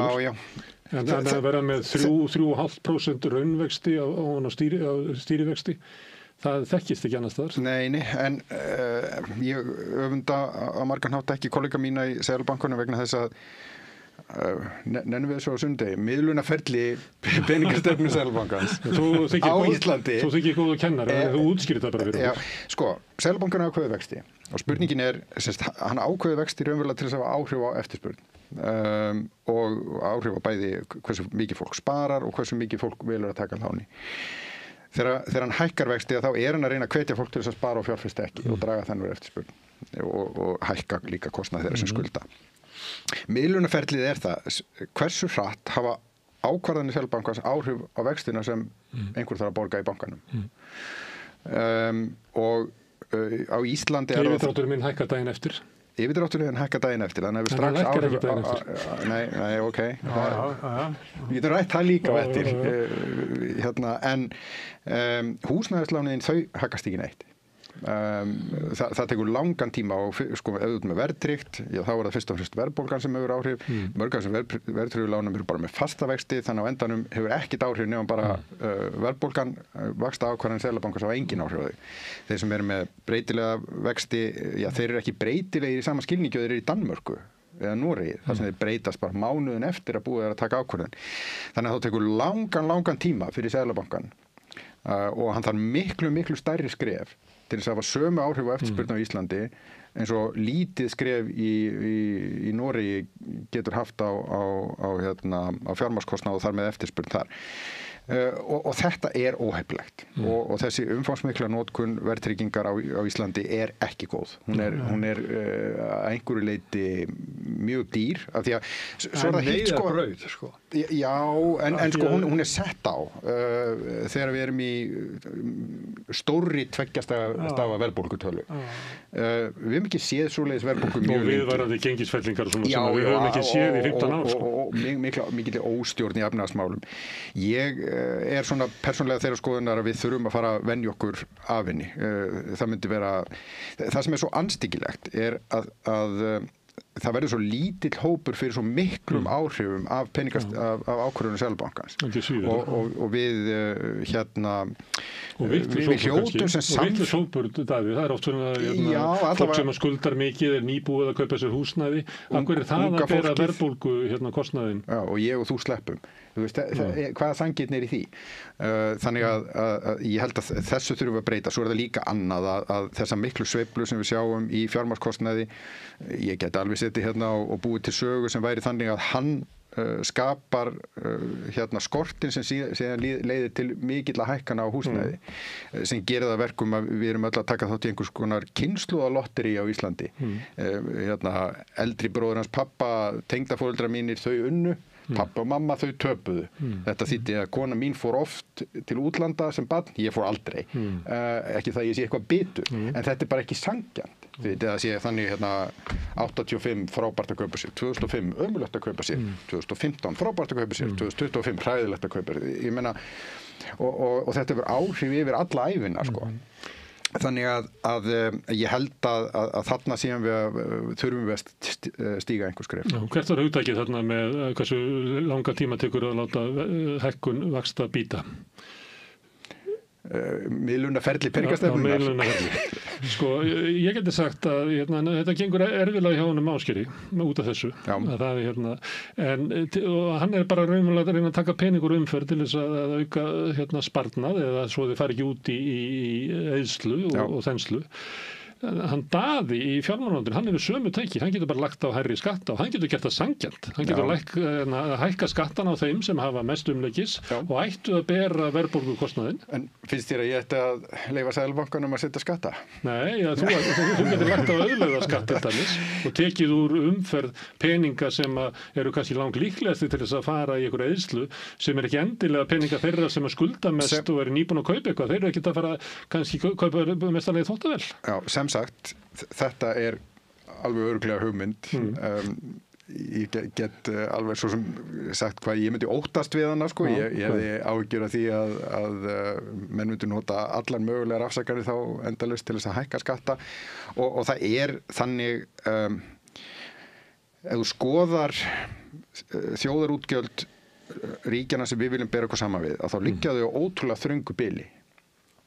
Og það eru nokkra þjóðir fyrir neðan sem við viljum ekki bera okkur saman við og þeir sem eru með lægstu skattberarnar eru iðulega lönd með allt niður sig. Það eru fá lönd fyrir ofan sem við viljum bera okkur saman við heldur. Að það eitthvað svona, má ég sletta, sweet spot í svona almennri skattlækningu og Ísland liggur bara það nokkurn veginn í miðjunni, sko. Ég held að sveigrúmið okkar til þess að hækka skatta viðvarandi sé minna en fólk heldur. Ég syns á endanum það þannig að við það bitnar á vilja fólks til þess að leggja sig fram og það flýr eitthvað annað með góðu hugmyndirnar sínar og fyrirtæki sín eða jafnvel bara fjölskylduna ef að því finnst skattkerfið ósanngjarnt. Svo sagt og einhver leyti gerðist það þegar auðlegða skattur var lagður á eftir en það var í mjög litlu mæli, sko. Já, en þú getur samt ekki neita því að þetta staðreyndin að bilið sem að ríkin sem við viljum bera okkur saman við liggja mjög þröngt. Skattbyrði í þessum löndum sem við viljum bera okkur saman við bara mjög svipuð. Munar það mjög litlu á efsta og neðsta. Og OECD gefur út tölur fyrir þetta á hverju ári og eins og ég segi, þeir sem við viljum ekki bera okkur saman við og við viljum alls ekki abba eftir, þeir liggja annarkvort langt fyrir ofan okkur eða langt fyrir neðan okkur. En getur líka verið að þau lönd sem eru með sambærilega hlutfall í skatta þetta á tegnana að þau standi ekki fram fyrir svona eins miklum og knýjandi verkefnum og við. Já, það má auðvitað að einhverju leyti segja að sumt er einstakt fyrir Ísland, eins og Ísland er mjög dreifbýlt land með og þar að leiðandi eru sumir innviðir mjög dýrir á Íslandi með við fólksfjöldan. Annað náttúrulega sleppum við. Ég heyrði að það var áðan verið að ræða uppbyggingu varna. Ísland hefur sloppið mjög ódýrt frá því. Já. En það er svona hótunum að við þurfum að... Já, við erum ekki að færa, sko það eina sem við hefur verið rætt í íslensku samhengi er 1,5% af landsframleiðslu. Hinn ríkin flest... 4,5% hjá þér af ríkisútgjöldum. Þegar við tölum oft landsframleiðslu, þá er það ekki að minna á það með að þú ættir að vera í þessu sweet spot, þá er þetta 4,5% af ríkisútgjöldum. En hinn löndin er að tala kannski eitthvað svona eins og 5% af landsframleiðslu og að fara úr kannski tæplega 2 upp í 5. Þannig að það eru margir sem standa núna frammi fyrir svona innviða skuldum sem að við kannski munum ekki endilega standa frammi fyrir. Og málið er alltaf þetta með vegakerfið. Það er almennt talið að við kæmust upp í svona eins og 1 til 1,5% af landsframleiðslu þar, þá myndum við til þess að gera hratt vinna á vandamálinu. Það er algjörlega gerlegt. Já. Nú borgum við þetta. Já. Ég borga mánaðarlega. Er þetta rafmagnsbíl? Já. Það er alltaf leið, sko. Já. Það er samt ódýrara, sko. Þetta 1,5% þótt að sé minna en aðrir. Að þá frammi fyrir innviðaskuldinni og svona óleystum verkefnum. Það má vel vera að Íslendingar séu bara frekar en aðri þjóðir, að við verum bara lækka væntingar okkar til opinberra þjónustu. Ekki, viltu taka út við það? Nei, ég er ekki það, sko. Og það er líka þetta, við erum á endanum ekki að þessu til þess að ég hafi vinnu eða þingmenn hafi vinnu, við erum að þessu til þess að veita þjónustu fyrir borgarana og það er í grunninn einhvers konar samfélagsháttmáli sem við leggjum mjög misjaflegan skilning í en við erum samt í grunninn sammálum. Það er til dæmis inn á Alþingi engin umræðum það hvort það eigi að vera gjaldfrjálst heilbrigðiskerfi eða menntakerfi eða að ríkið eigi að halda út í vegakerfi eða lögreglu. Ég hitti bandaríska konu daginn og hún sagði rosalega eru þið heppin að þið eru með svona miklu betra kerfveldinu við, þið eru með flokk alveg bara frá því lengst til vinstri til lengst, þetta var vísu fyrir síðustu kosningar, lengst til hægri og geti bara valið alls konar og ég sagði sko, minn skilningur á okkar flokkakerfi er að við séum að rífast á svona breiðu sviði sem er allt vinstra megin við vinstra flokkin ykkar. Sko, við erum rosalega mikið sammála. Og það er ekki að heyra alveg í heitipottunum eða... Nei, en hvað er verið að rífast? Það er verið að rífast risa stórmál. Sko... Já. Það verið að rífast við flytjum inn umræðu erlendis frá, við erum að rífast innflytjendamál og alls konar menningarstríð. Við erum alltaf að rífast það eru flokkar inn á þingi sem að telja að skattar séu í eðli sínu slæmir. Einstaklingar í flokkum inn á þingi sem telja það, ég veit ekki alveg hvort að flokkarnir myndu... Það var innflutt svolítið bandaríska umræðu að þessu leyti sem að ég held að við verum alltaf að hafa í huga að skattar í Bandaríkjunum merkja annað en hér, þar sem að þú færð miklu minni opinbera þjónustu fyrir skattarna sem þú leggja til. Þannig að þetta er eiginlega absúrt að flytja skattaumræðu frá Bandaríkjunum til Íslands sem að ég held í sig engum takti við svona hugmyndir almennings þótt að fólk geti þetta upp. Þannig það eru deilt ýmsa hluti. Já, þetta ég ætla ekki að gera lítið úr því, þetta er auðvitað alveg rétt, við flytjum inn eitthvað þessari umræðu, samt göngum við svo til kosninga og kjósum áherslur í heilbrigðismál og uppbyggingu vegakerfisins og eitthvað svona, sko. Og upplifur það að þú sért eiginlega eins og húsvörður í blokk þar sem að flestir eru á sama máli? Ég var vísu aldrei verið húsvörður en ég verið gjaldkeri í húsfélagi og mér líður mjög mikið eins og gjaldkeri í húsfélagi. Jú, ég meina það er ekki allir 100% sammála nákvæmlega hvaða teppa að vera á ganginum en allir eru sammála að það þarf að vera teppiðar og það þarf að ryksuga það. En ef ég má taka þessa líkingu þar sem þú varst gjaldkeri í húsfélagi, það voru allir með sömu hagsmuni. Við búum hins vegar í blokk þar sem að það nokkri sem að eiga efstu 15 hæðirnar og svo eru margir sem að búa niður í kjallaranum og eigi ekki neitt. Þannig að þegar við komum á húsfundin að það eru mjög ólíkir hagsmunir sem eru komið. Það rétt hjá þér. Að þessa húsfélagslíkingu verðum að passa okkur á að taka ekki á loft. Því það getur orðið svona millistjættar viðhorf að við séum öll að hugsa það sama en það bara alls ekki þannig. Það samt þannig sko frá gögn Hagstofunnar jöfnuð ná aftur til 90 og eitthvað gögn Hagstofunnar tekjuskiptingu í samfélagi eða sem sagt hlutfall tekna og annarra framleiðslu þátta í landsframleiðslu ná aftur bara til 1700 og súrkál. Ísland hefur í sögunni ekki haft jafnari tekjudreifingu og það þarf að leita langt aftur til að finna hærra hlutfall launa í landsframleiðslu heldur en núna. Ég ekki að segja að þann með því að við séum komin í eitthvað nirvana. Ég er bara að segja að við erum með ákveðin grunn til þess og þess vegna held ég að við séum mikið að ræða teppi og séum í svona húsfélagspólitík og minna í þessari stóru sko svona hugmyndum. Þá kemur fólki úr kjallaranum og segir að það má vel vera að þú finnir þetta í tölunum að sé meiri jöfnuður í atvinnutekjum. Hins vegar skiptir eigna munur meira máli núna og sérstaklega húsnæðismarkaði.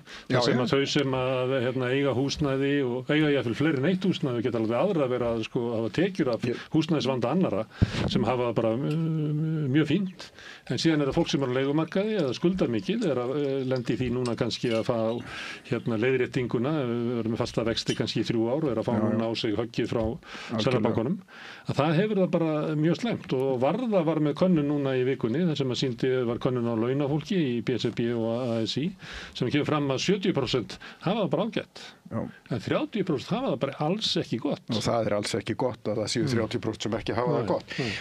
Og ég held að þetta sem þú nefnir með húsnæðismarkaðinn kannski alveg sérstaklega aðkallandi og þetta kemur aftur þá að því sem vorum að tala áðan. Þú veist, hvernig getum við náð tökum á hagstjórninni sem ekki krefst þessara rosalegu vaxtahækkana sem eru svo neikvæðar ekki bara fyrir þennan hóp þegar að meðan á þeim stendur heldur líka fyrir framboð og húsnæði 5 árum síðar sem að kemur líka niður á þessum hóp. Og leigjendur sem að borga fjármagnskostnað. Og leigjendur sem að leigan náttúrulega hangir í þessu líka þannig að það svo margt sem hangir í þessu sama sko. Þess vegna þetta svo mikið hagsmunamál að við ætlum að halda okkur við það að vera hérna með krónun okkar áfram náum tökum á hagstjórninni og ég held að það að draga vægi verðtryggingarinnar sé það mjög mikilvægt og að ríkisfjármálin spili betur inn þannig að þurfi ekki að beita vaxtatækinu eins mikið eins og hefur gert.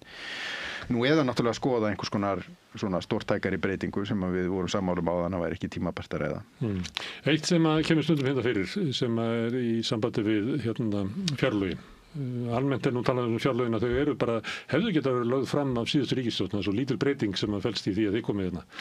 En eitt sem hefur Ég tek þetta þá bara í að þú sett að taka undir mitt sjónarmið frá því áðan að við séum nú eiginlega sammálum allt. Já, því síðasta ríkisstjórn sem að ég er auðvitað ekki sammála þessu sko. En eitt sem hvernig dettur ykkur í hug að draga úr framlögum til íslensku kennslu innflytjenda? Það halda allir sem sagt að fjármálaráðuneytið ráði þessu öllu saman. En það alls ekki. Áttu við að menntamálaráðurinn eða félagsmálaráðurinn, ég veit ekkert hvað þetta einhvern tíma var ég nú með umræðu við innflytjendur íslensku kennslu, komið ljós að hún í 4 ráðuneytum. Þannig að þeir bara gleymdu að byggja þetta. Já, eða sko, við erum með fyrirkomulag sem heitir rammasett ríkisútgjöld. Þetta að mínu mati mjög góð hugmynd og hún raunverulega gerir ráðherra hvers málaflokks eins konar fjármálaráðherra þess málefnasviðs og þetta er miklu skynsamlegri nálgun en svo sem var lengi vel hérna þar sem að hvert einstakt málefni var hérna deiluefni á einhverjum löngum ríkisstjórnarfundi í aðdraganda fjárlaga vegna þess að vandamáli við þá aðferðafræði er að þá taka ráðuneytin bara eitthvað eitt málefni sem að þau vilja setja á oddinn, gera það að deiluefninu og svo verða þetta einhverju hrossakaupafundir. Ég ekki hrifinn af svoleiðis nálgunum, þannig að við höfum lagt mikla áherslu á og sömdum það sem ríkisstjórn strax í upphafi að fylgja þessu fyrirkomulagi rammasettra ríkisfjármála. Sem þýðir að þegar þú kemur og spyrir mig Daði, hvernig stendur á því að það verða að skera niður og svo nefnir einhvern málum og segja þá segi ég bara spurðu viðkomandi færa á það sem svolítið billet Nei, það er nefnilega alls ekki billet. Það var hún sem að skara þetta niður en þú lést hann að fá svo lítið pening að hún varði að drekja 3 börnunum sínum. Nei, það er ekki sanngjarnt sko. Þessi ákvörðun hver rammin og hvernig þú skiptir honum, hann tekin af ríkisstjórninni til mikið af góðum málefnum sem að væri full ástæða til að styðja? Já. Eru til peningar fyrir því öllu? Nei. Það er að því að þú innir ekki nógu mikið að sköttum. Já, þá erum við aftur komin í þetta með sko, viljum við fara þá leið sem að ríki sem að hafa hækkað mikið skatta afleiðingarnar af því eru líka einhverjar sko. Þannig að einhvern veginn þá þurfum við að Ég kannski bara biðja svona meðaltal Norðurlandana fjármagnstekjuskatti. Þá með það fyrir akkur eru við að gefa fjármagnseigendum þessi 4-5% sem sko, þetta er nefnilega svolítið snúið með fjármagnstekjuskattin. Við erum með flatan fjármagnstekjuskatt og hann er á nafnávöxtun. Eins og annars þar. Já, sko, hér er munurinn á nafnávöxtun og raunávöxtun meiri heldur en í nágrannalöndunum af því við erum með óstöðuðra verðlag og það þýðir að þegar að verðbólga verður mjög mikil þá getur þessi nafnávöxtunarskattur orðið gríðarlega hár.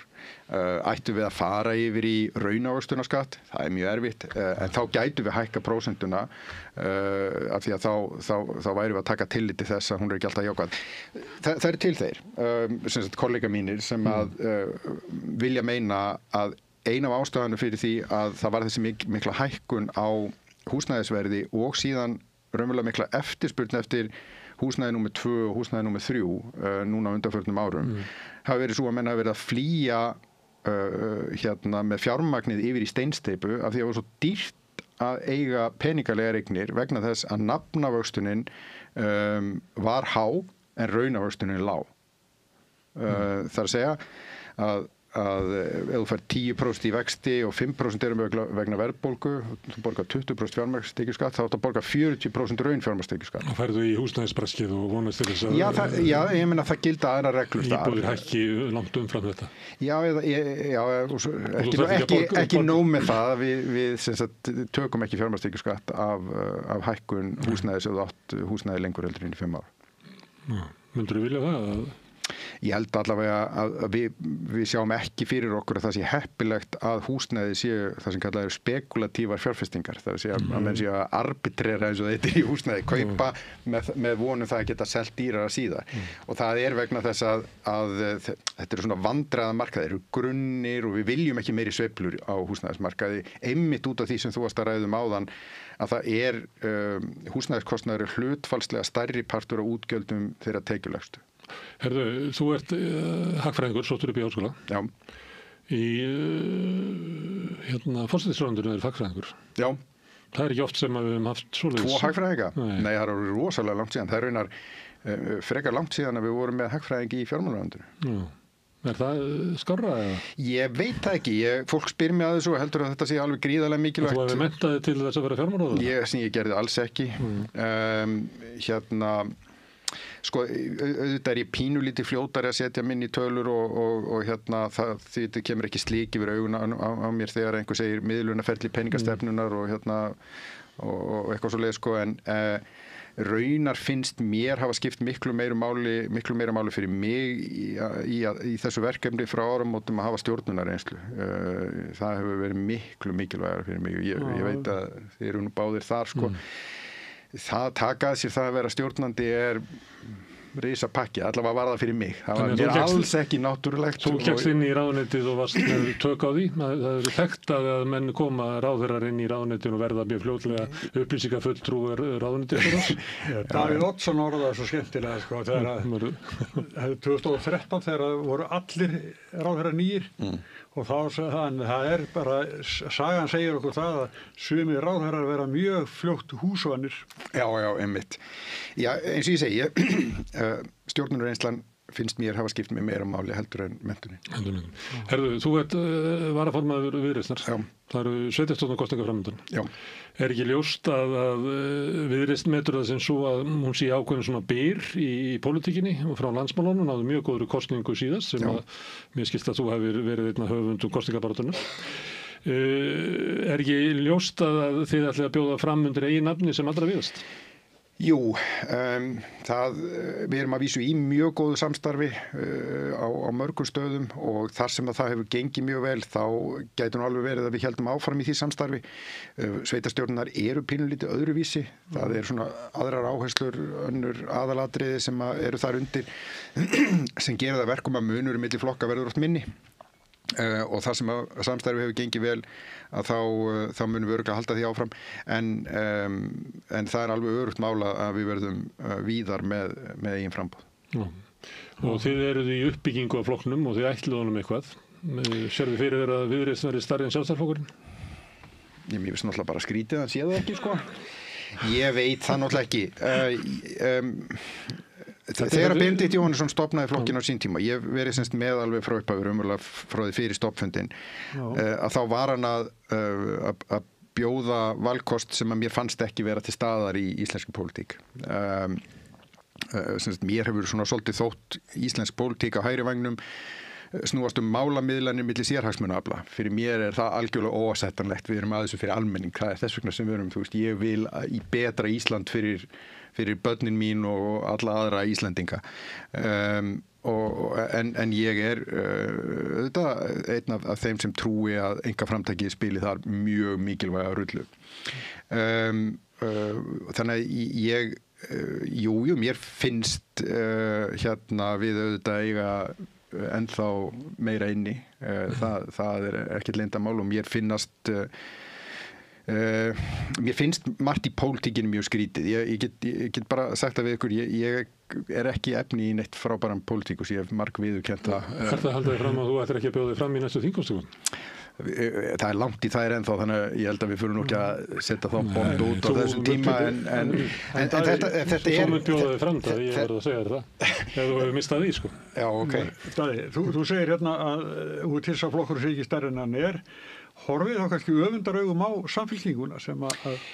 Já, sko, Samfylkingi stendur fyrir svolítið aðra hluti og ég útskýra aftur. Ég kom, sem sagt, af hverju fannst mér ég vera landlaus þegar ég kom heim? Jú, það vegna þess að ég var náttúrulega búin að vera að fylgjast með norskri pólitík og þar er allt annar landslag. Þar eru sósíaldemókratarnir sögulega gríðarlega sterkir og hafa verið áratugum saman. Ég get sagt að þeir séu á margan hátt eins og Sjálfstæðisflokkurinn er hjá okkur, þeir eru svona valdaflokkurinn. Þar er hægri flokkur sem er allt öðruvísi heldur en Sjálfstæðisflokkurinn.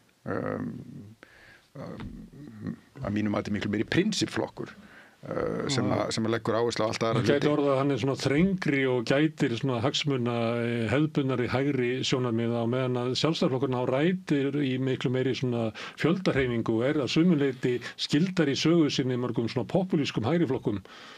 Miklu frekar heldur en hægri flokkarnir hérna. Þú ert örugglega miklu betur til þess fallin að greina þetta heldur en ég, þannig að ég segi bara já, örugglega. En hérna, já, þetta er bara allt annað umhverfi. En sko, á sama tíma er það auðvitað þannig að í þessum nágrannalöndum okkar hafa populistaflokkar verið að ná mjög góðum árangri og til dæmis hægri flokkurinn í Noregi beið algjört afhróð í síðustu kosningum. Þannig að við erum þar líka einhvern veginn á allt öðrum stað heldur en nágrannalöndin. En þið eru ekki að fara að elta þann vagn? Ó, Jesús, nei. En sem að Sjálfstæðisflokkurinn, Miðflokkurinn, flokkur fólksins geti verið eftir.